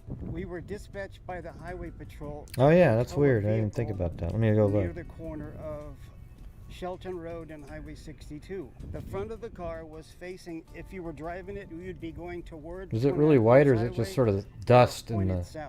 The Oh, it's just dusty. Yeah, that was it. Play here, and there are indications Hey, wow! Thanks, Gene Fish. There we They go. found her camping gear at a camping site in Jumbo. Yeah, let's look at that again. Near the corner of Shelton Road and Highway 62. The front. No, that is white. Wait, hold on. That looks white there. Gene Fish. Okay, Huh. here is a bit M7. That is kind of interesting. Let's see. 29 Palms. It's more than just vandalized. Bailey's Auto Repair and Towing, the owners of the towing company gave us a first look at her mysteriously damaged car. Smashed windows, airbag deployed, shattered radio. Maybe there was two cars on that. Extremely smashed backwards. The whole bottom of the radiator, the AC. Let me go They back. found Lloyd's car abandoned near June 16th. That Hold same on a day, second. Is there another car right there? I'm having a hard time. Cause see how this car ends right there, or is that just the back of that car? No, I think that's just the back of the cab. Yeah, what is this thing? DHP found Lloyd's car abandoned near Highway 62 near 29 Palms. It's more than just Huh, vandalized. that's really weird. Auto Repair and Towing, We'll have to get that the one owners of the figured towing out. company gave us a first look at her mysteriously damaged car. Smashed windows, airbag deployed, shattered radio. The radiator is extremely smashed backwards. The whole bottom. I'll get that figured out tomorrow. Condenser is all. Yeah, it does look pushed like backward, two hit a different very, ones. very large object. Well, definitely looks different Tucked because away in one's the white trunk, and the other a one's folded not. stroller placed in a laundry basket. We were dispatched by the highway Oh, patrol. I'm glad we to looked go at it tow a again. Huh. vehicle How's that near happening? the corner of Shelton Road and Highway 62. Yeah, so at The least front that's of the car was facing. If you were driving it, you'd be going toward 29 Palms Highway, or. Well, this just might be B-roll footage, right? I mean, why would they be filming him when he went to get the car? So he might have just said, hey, can you drive out here and show us where that was? And he was like, yeah, right around in this area. That car that we're looking at right there, why would they be filming him? Oh, hey, come pick up a car, and then, hey, let's film it. You never know. You know, nobody does that, okay? So I think they probably just had him come out, and so just visualize. He's probably showing him where the car was and how it was facing. And he already had a car on there when he was coming out to show them. Okay, let's just go with that. That makes the most sense to me. B-roll footage. Because I thought it was weird originally, like, how come they were filming them picking up this car? It wouldn't have been that big of a story at that point. You know, the police wouldn't say, hey, there's a big news story, you know, come on. She wasn't even reported missing until after this car was towed. Mid-south. So for the police, it was just a car that needed to be towed. Bag deployed, shattered radio. The radiator is extremely smashed backwards. The whole bottom of the radiator, the AC condenser is all pushed backward, hit a very, very large object. And tucked away in the trunk, a folded stroller placed in a laundry basket. We were dispatched by the highway patrol to go tow a There it is. vehicle near the corner of Shelton Road and Highway 62. The front of the car was facing, if you were driving it, you'd be going toward 29 Palms Highway or pointed south. The San Bernardino County Sheriff's Department says no foul play here, and there are indications that she drove her car out of the park. Plus, they found her camping gear at a camping site. Okay, in so Jumbo she Rocks did do it. Campground. The Baileys believe her car was hit. Say she hit the berm on the road, where when they grade the berm, there's a big tall part of the dirt.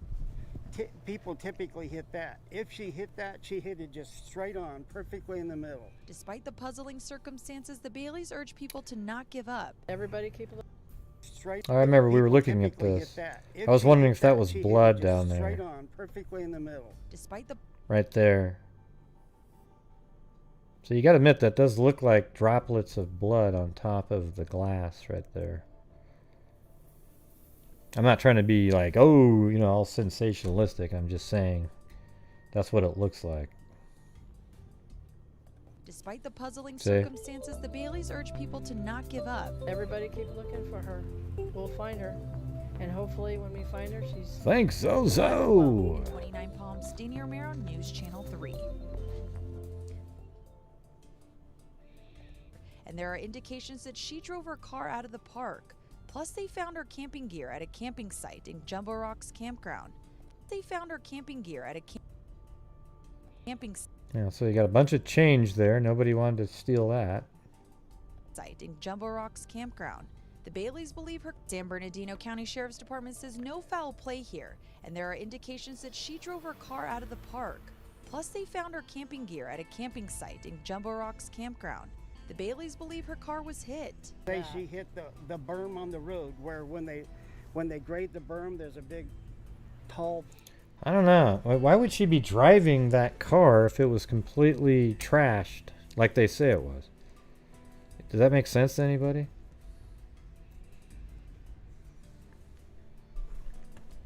Thank you, Chrissy. Right. Well, they said there's indications that she drove it. Now, does that mean they caught her on surveillance at the park somewhere, or somebody remembers seeing her, or is it just indications are that the car's right here? Why would you drive a car that looked like that?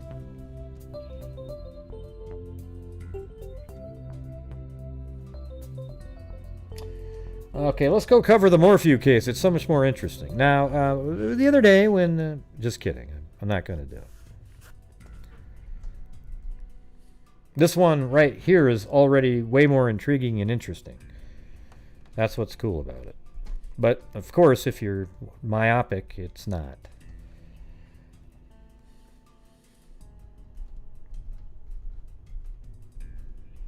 You know, there's like this little team of YouTubers that are covering that, pumping each other's channels up every single day. You know? It's just... it's so crazy.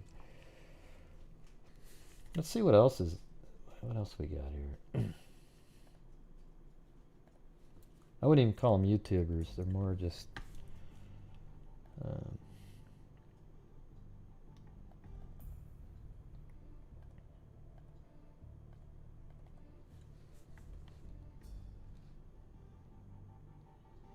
So this is the James Escalante. You know, there's actually an article on him.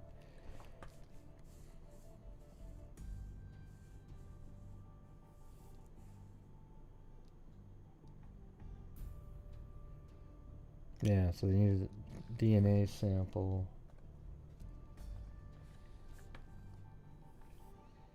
Where is Erika LLoyd? More than 3 months ago, California mom Erika LLoyd set out for a solo road trip to Joshua Tree National Park. She never returned, and her family and friends are still seeking answers. LLoyd, 37, was reported missing by her family on June 17th after they had lost contact with her for 2 days. She was last seen by her roommates on June 14th at her home in Walnut Creek. You know where I think Walnut Creek is where Little House on the Prairie, wasn't it? When she took them, she was meeting... I think it looks different now, though. Probably doesn't have like an actual well anymore, you know. And she told them she was meeting people at the national park, according to the San Bernardino County Sheriff's Department. But investigators have not been able to ascertain the identities of the people LLoyd said she was meeting up with. See, there you go, James and Christian. Instead, they have recovered only LLoyd's camping supplies and her abandoned car on a local road outside the park. So why would she leave all of her camping gear there if she did decide to drive her vehicle after it was, you know, trashed? Why would she leave all of her camping supplies there? But investigators have not been able to ascertain the... we've gone over the campground name 100 times. I don't remember the name right in my head, though. Yeah, Walnut Grove, same thing. Tomato, tomato. But investigators have not been able to ascertain the identities of the people Lloyd said she was meeting up with. Instead, they have recovered only Lloyd's camping supplies and her abandoned car. Despite Lloyd's sudden disappearance, investigators do not believe any foul play was involved, really. Though some of her friends think it's a possibility. I don't know. I think it's, now with this other missing person, I think it's absolutely likely that some foul play happened. Yeah, no, I don't think it was a head injury. I think she literally, somebody did something to her. Because then if you're thinking it was a head injury and she wandered off and died, you would have to believe that the other incident has nothing to do with it. And that would be ridiculous, right? Like, is there anybody out there that thinks that James's disappearance and possible death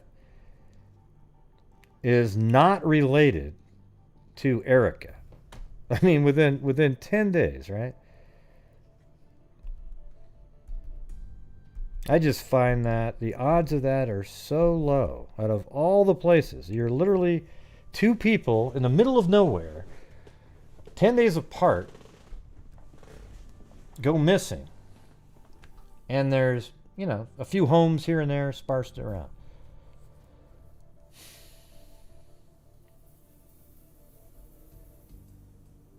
Yeah, well, it's hard to know. It might be something a little bit bigger, Berserker. Unless, the thing is James may have been a witness, perhaps, to what happened to Erika. And they may have even been trying to sort of frame him in some way by placing him, although I don't know, because they didn't find him yet. Well, they may have found him. They did find human remains that are male. Hopefully those aren't his. But I'm just trying to figure out how this is. The only thing that really kind of makes sense is that he saw something and he knew something about what happened to Erika, being a really small community right there. And it was a setup to get him out in that area. Then they took him out. And now one of the only witnesses that would actually end up talking isn't available anymore. Perhaps. I'm just throwing out a theory there. Yeah, and there was his bike that he used.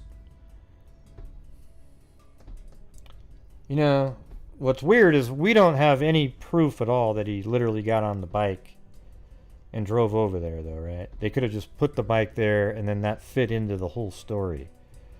I guess they would have to prove that there was a three-way call that was created, and then that's a level of sort of planning that would be a little high.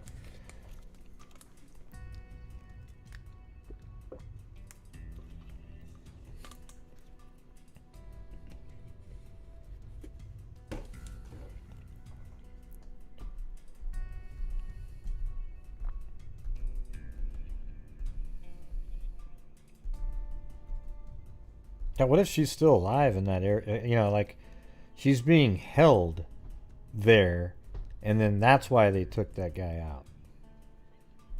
Yeah, that'd be crazy, wouldn't it? I don't believe that, but I was just kind of thinking, like he found out that she was there later, but if that was him that they found, he was taken out 10 days later. And that would be really soon. And what if he is the James? So how do we work in that he's the James that... the odds aren't really the greatest. Although, the thing is that the James being the James that she referred to in her journals, it seems more likely now merely because they both disappeared from that same spot. But it could just be that it's just another James. There's a lot of people with that name. Jim, James.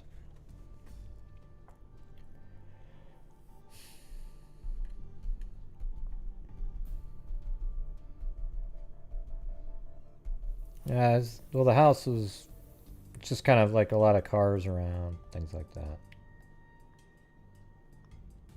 Look, kind of a lot of junk.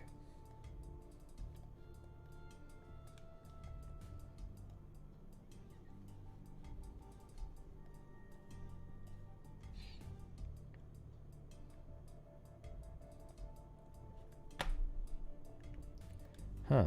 Well, I mean, one thing that's could be interesting is that she's driving around, she's having problems, and this James that she met says, you know, I can fix cars, you know, because obviously he was sent out to fix this other car. And then she comes out here to get her car fixed right here. And then there's a couple people there. And then all of a sudden she disappears on the way back to the road down here. But maybe there was a couple other people at this property, and now James knows who those two people are, or whatever. Maybe there's one person, perhaps the Christian character. You know, because maybe he's good at a handyman, like fixing cars and just sort of getting things ready, you know, running. Because look at all these little parts, and there's car parts and things around, right? And the reason I'm saying that is because Erika's car was facing this direction, way down here, like it was on its way back this way, and then maybe, you know, there are a lot of maybes here. You know, it's not a lot of hard evidence. I'm just trying to make sense of this whole thing.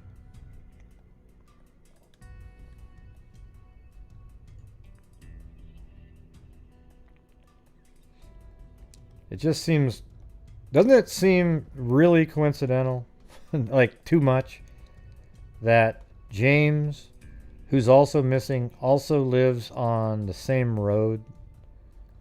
He lives on the same, you know, it becomes Kern, but it's the same road. Shelton Road, he lives on the same road.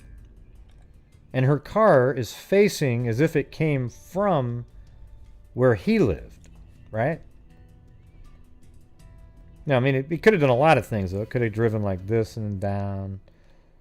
But it's coming from over here. So let's say this is the James, and, you know, who's Sherry? We don't know who Sherry is in reality at this point, what kind of person she is.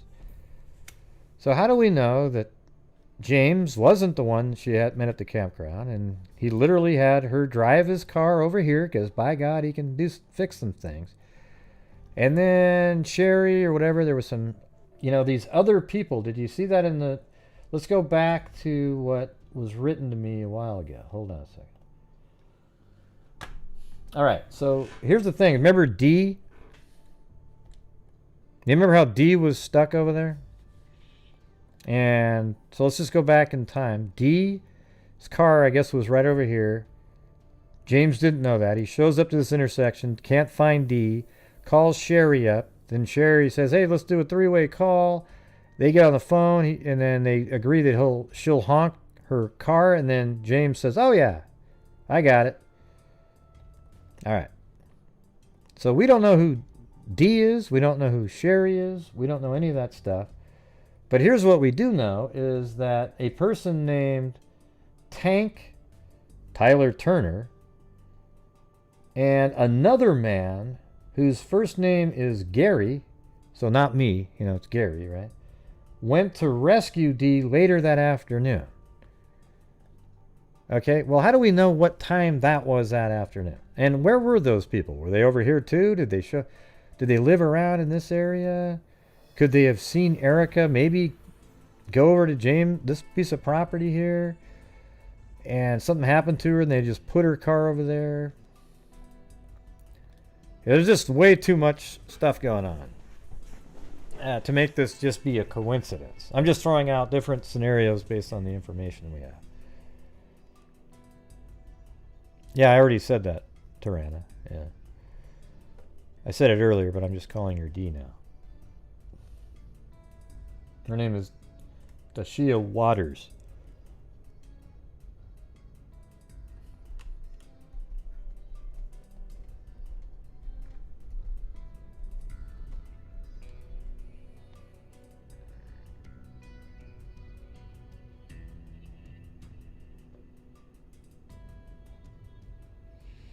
I don't know.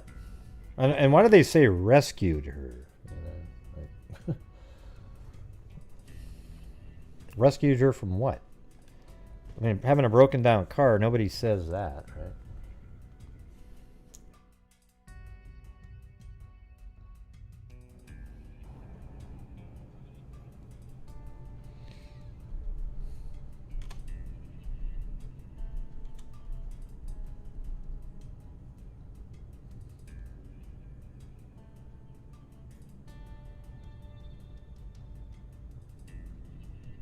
Yeah, I don't believe that at all.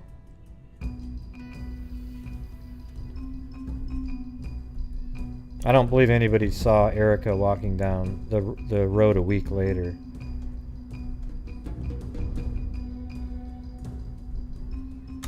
That'd be crazy. You know, I guess unless she's being held somewhere, you know.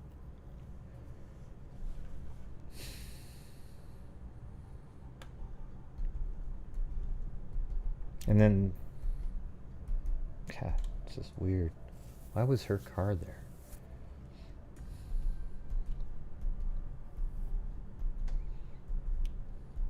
It's almost like somebody lured her, Erika, to that location. And it's all connected somehow. We just need to get more information on that. Hey, thanks, Sarah M.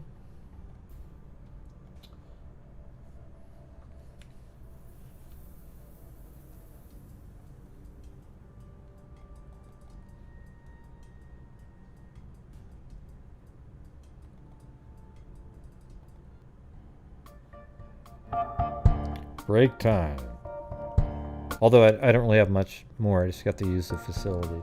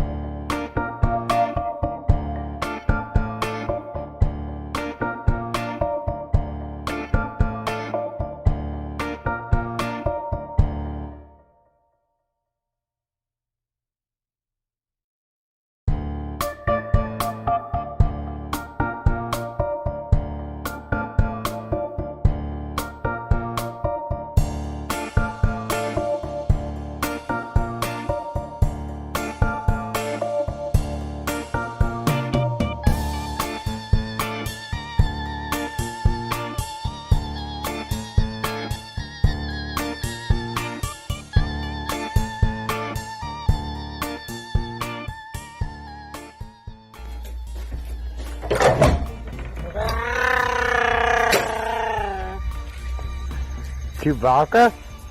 Oh, I'll be Chewbacca if you want me to.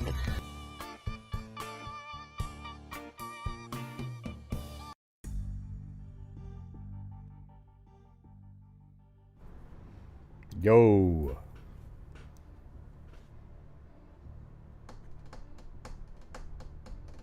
Yeah, it seems like he was taken out to keep something secret that may have happened in that exact same spot. And they maybe merely did it there in that location. Did he not have a vehicle? I mean, I wonder if James didn't have a car or something. Because it's interesting, like, oh, hey, take my bike. Oh, it's just down the road, take my bike. What? How come? You know? A lot of weirdness here. A lot of weirdness. The bike? Take a bike down there?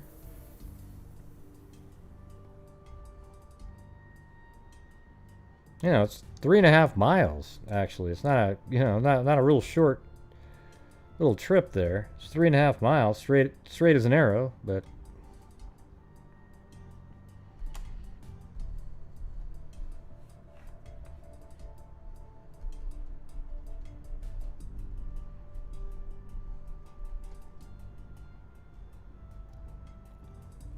yeah, it doesn't really matter where Walnut Creek is, though.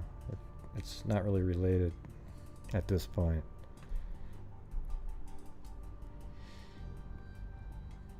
Yeah, there's million car. We just looked at that a minute ago.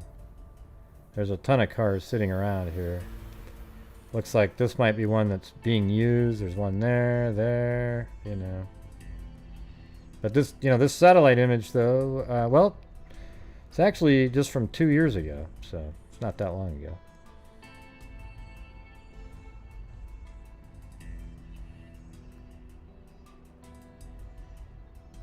This reminds me of Caddyshack. Yeah, I've got a pool and a pond. Pond's good for you, though.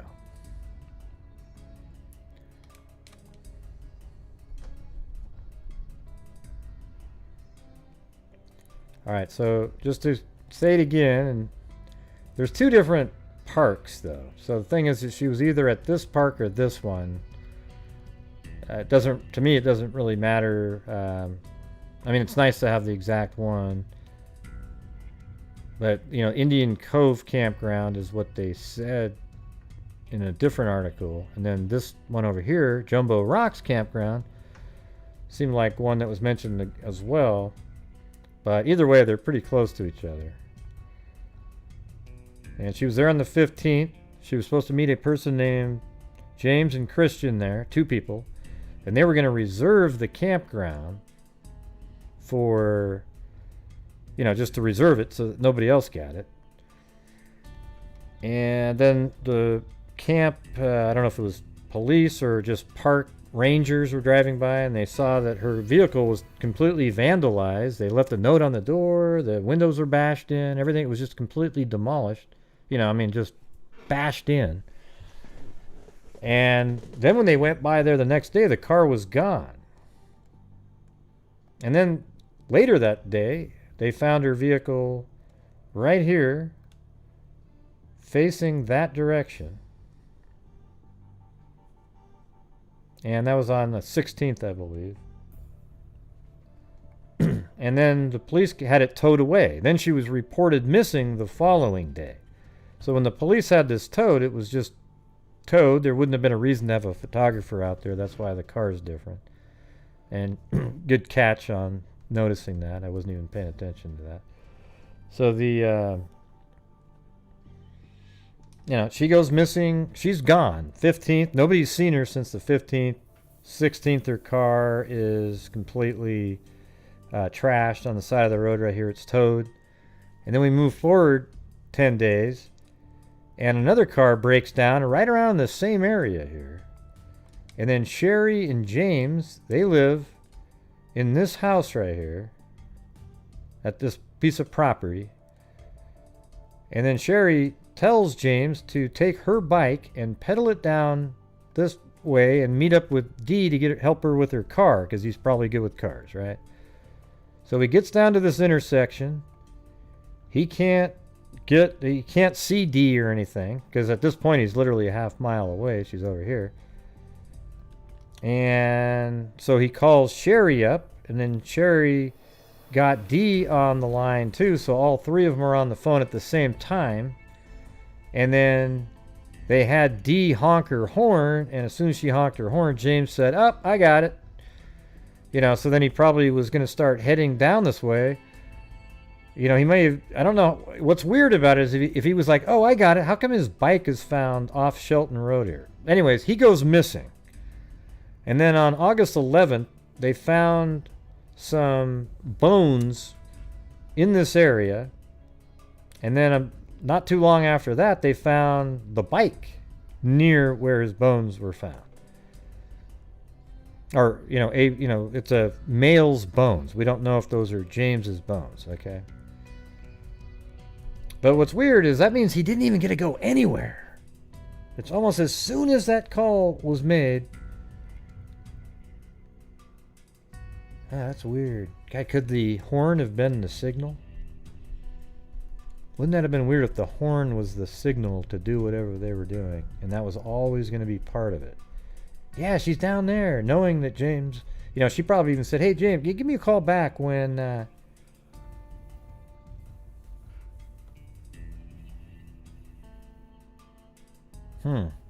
That's interesting now that I'm thinking about that. The horn. That means they knew... See, she probably said, "Get down to that intersection. If you can't find her, give me a call." Give her a call. Yeah, let's get all three of us on. Honk that horn. Boom! Now he's at that intersection right where you knew he was going to be. Because what's strange is he's killed right... if it's James. Okay, we don't know. All we know is there's a male skeleton was found. Let's assume it's him, though.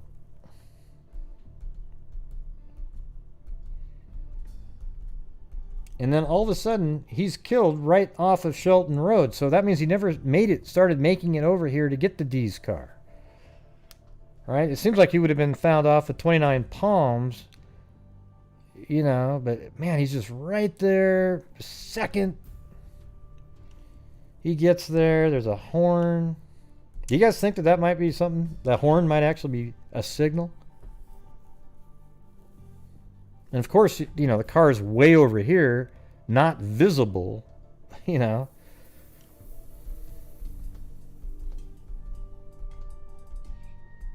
mean, it definitely is possible.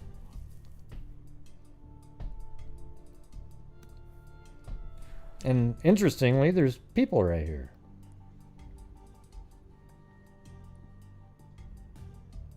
And I don't know if that's a house there. I don't think it is.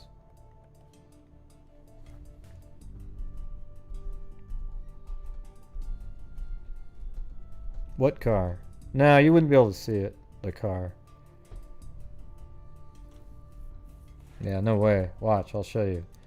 Her car's a half mile away over here. And he's just on a bike right here. And there's no way in hell you... Look at... See how there's scrub brush and everything? You can barely see anything past that house right there. So her car would have been way back over there a half mile away. There's no way in hell you'd see anything. What we could do is go down the road and sort of just take a glance out and see if you can even see that little building that's right there. There should be one. Yeah, so that means it was out near that whatever shed or little building that is right there.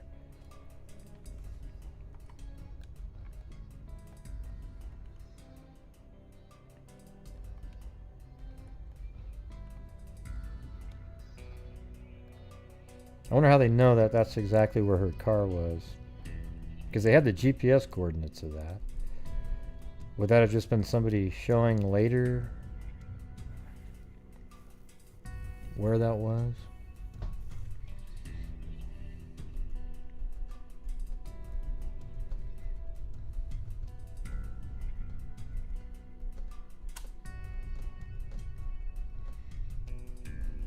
Yep.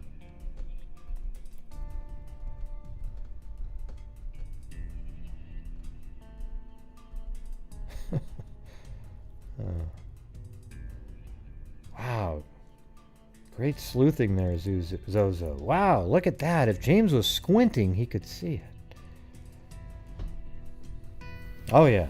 Because as soon as you squint, you get like binocular X-ray vision. You can see through bushes.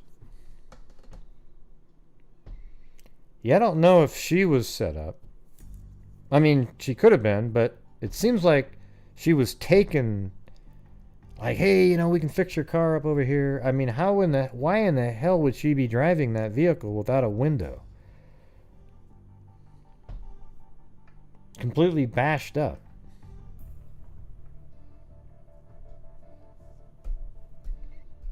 Yeah, I think James was just...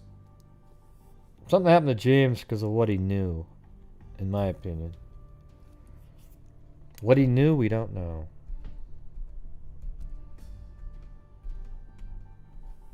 Yeah, well, James, it could have been actually maybe James was trying to be helpful, and that is the James that she knew. And he went, hey, wow, look what happened to your car. We can go fix it over at my place. Because he's got a bunch of stuff that looks like he maybe could fix cars. And then maybe Sherry and her buddies are some unsavory types of people. I don't have a clue, though. I don't know them or anything. Or maybe even D. You know, maybe Sherry has nothing to do with any of that. But then what happened to Erika, though? How come she felt like driving her car without even packing up her camping gear?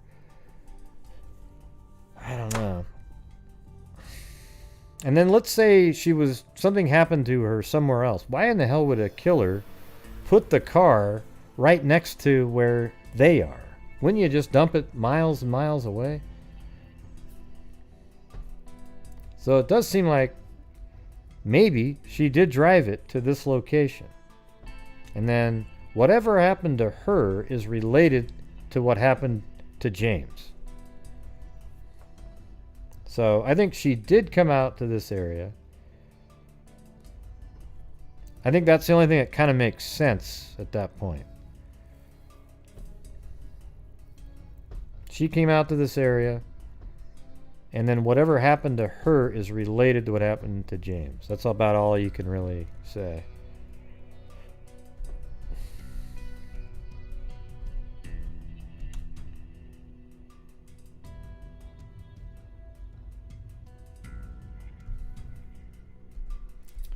Nope. No people of interest. I mean, maybe the police do, but they're not telling us. Anyways, tomorrow I'll be interviewing somebody related to this case. And hopefully we will get some more answers and more clarity. And maybe I'll just have a similar type of conversation where I'm just we're just thinking and throwing stuff off. See what happens. Hope it comes out, because the interview I was supposed to have with Gnome and her friend never happened. Or not her friend, but the person who had the information in Alaska. But might still. Now it's hard to say, Gene, because at the campground it was already bashed in. But yeah, you'd think maybe something happened to her before that. But if that's true, Gene, why would they move the car all the way back to an area where it sort of implicates some other people? Maybe that's all part of a bigger setup. Now we're sounding like we're doing a conspiracy. I just think that James and Erika are definitely related in why they're missing. That's all I can really say. Well, I don't know, Gene. I mean, that's crossed my mind a bunch of times while we're talking, but I always keep debunking that she was killed at the campground, because then why would the person drive her car all the way back over to here and then just leave it there?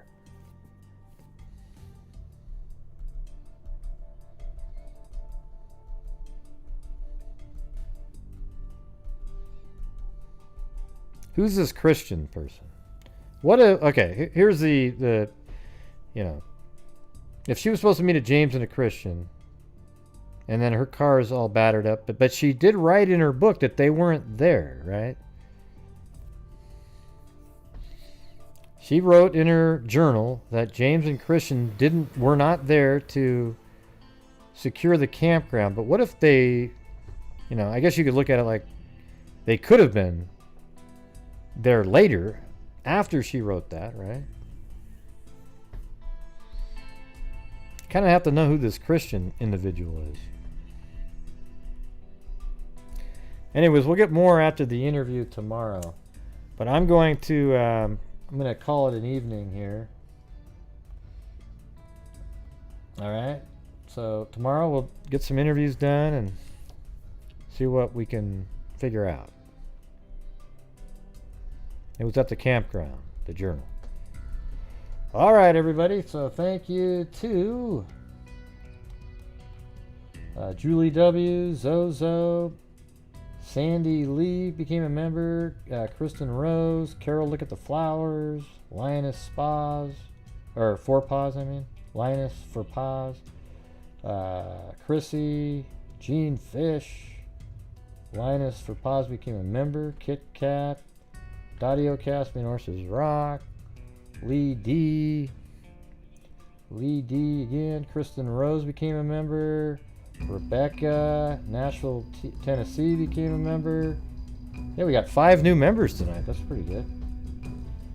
Nashville, Tennessee, Wendy Santana, Fiber Sleuth, and Jean Fish. Thank you. That kind of made the evening there, that donation. Other than that, it would have been really short.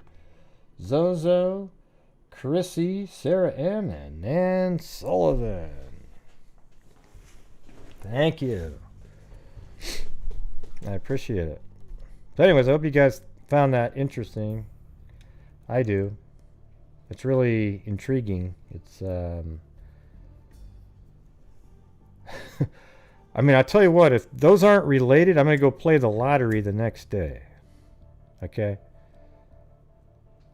I mean, just look at a picture like that. Look. There's this huge long highway here for miles and miles. And then we're going to say that there's just 2 random disappearances within about, you know, let's just say, because this is where Erika's car was, right? So there's going to be 2 random disappearances within, and he was right at the intersection.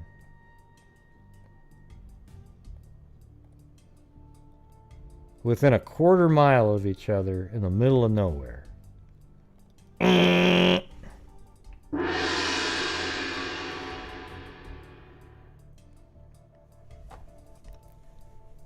Yep. All right. I knew Zozo would like this one. She likes the missing persons mysteries. So, all right, everybody. Thank you very much for showing up tonight. I appreciate it. I'm just going to go straight to the... I'm not going to do a flyby. All right. So thank you guys. I'll be doing that interview tomorrow, hopefully around noonish. And then later we will play it on the show. See if we can get some stuff figured out. All right. Thanks, everybody. And make sure that you are... That number's not going to work, by the way, that's on the screen. So make sure that you're wearing your masks, maintaining your social distancing, and washing your hands whenever possible. All the time, as a matter of fact. I would actually find some surgical gloves, pour sanitation, sanitizer inside the gloves, and just stick your hands in there all day. It just...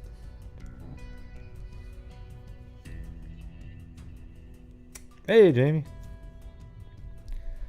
So that's it, everybody. Thank you very much. And as I always say, until next time, be safe out there. Yeah, I've been doing this true crime thing for quite a while now. Hey, I like and that during this sound. whole time, I have not seen one person that is a Crime detector. I'm a certified human lie detector. Gonna get ya on a stretcher if you try and play me like an old projector. Crime sector, here's my nectar. Professor Green is gonna give another lecture. Crime collector, freak connector. Here I'm always gonna be a pup protector. Fool deflector, interceptor. Enemy of inspector with a vector on his pector. With all respect, y'all. Just remember I've a temple fucking check ya. I have no agenda, I'm no pretender, and I'll serve it to you straight without the blender. And in the end, I'm gonna send ya on a mission to reveal the true offender. Yeah, so I'll just get right back to work. Alright, everybody? Talk to you. Alright. Hey, Jamie, thanks for upping your Patreon. I appreciate it. And nice note, thank you. Hey, wow, that's really cool that Jamie did that. Wow, that's amazing. That's the greatest thing in the history of the world. Oh my god. Oh, Jesus. Yeah, hey, that was really kind, but when you overdo it like that, you sound like a wacko. God. Gosh, John boy, I was just trying to be nice. Jeez. I want to start covering the Morphew case every second of every day now. Well, why would you be covering that? I don't know, I thought I'd start a channel and just cover the Morphew case and try to get as many subs as I can in the shortest amount of time possible. Yeah, that's been going around. Alright, good night, Mary Lou. Good night, John boy. Gee. You know, that was almost reasonable right there, the way they got off of that thing. I'll leave the chat up for you guys if you want to keep chatting away for a while. All right, everybody? So until next time, be safe out there.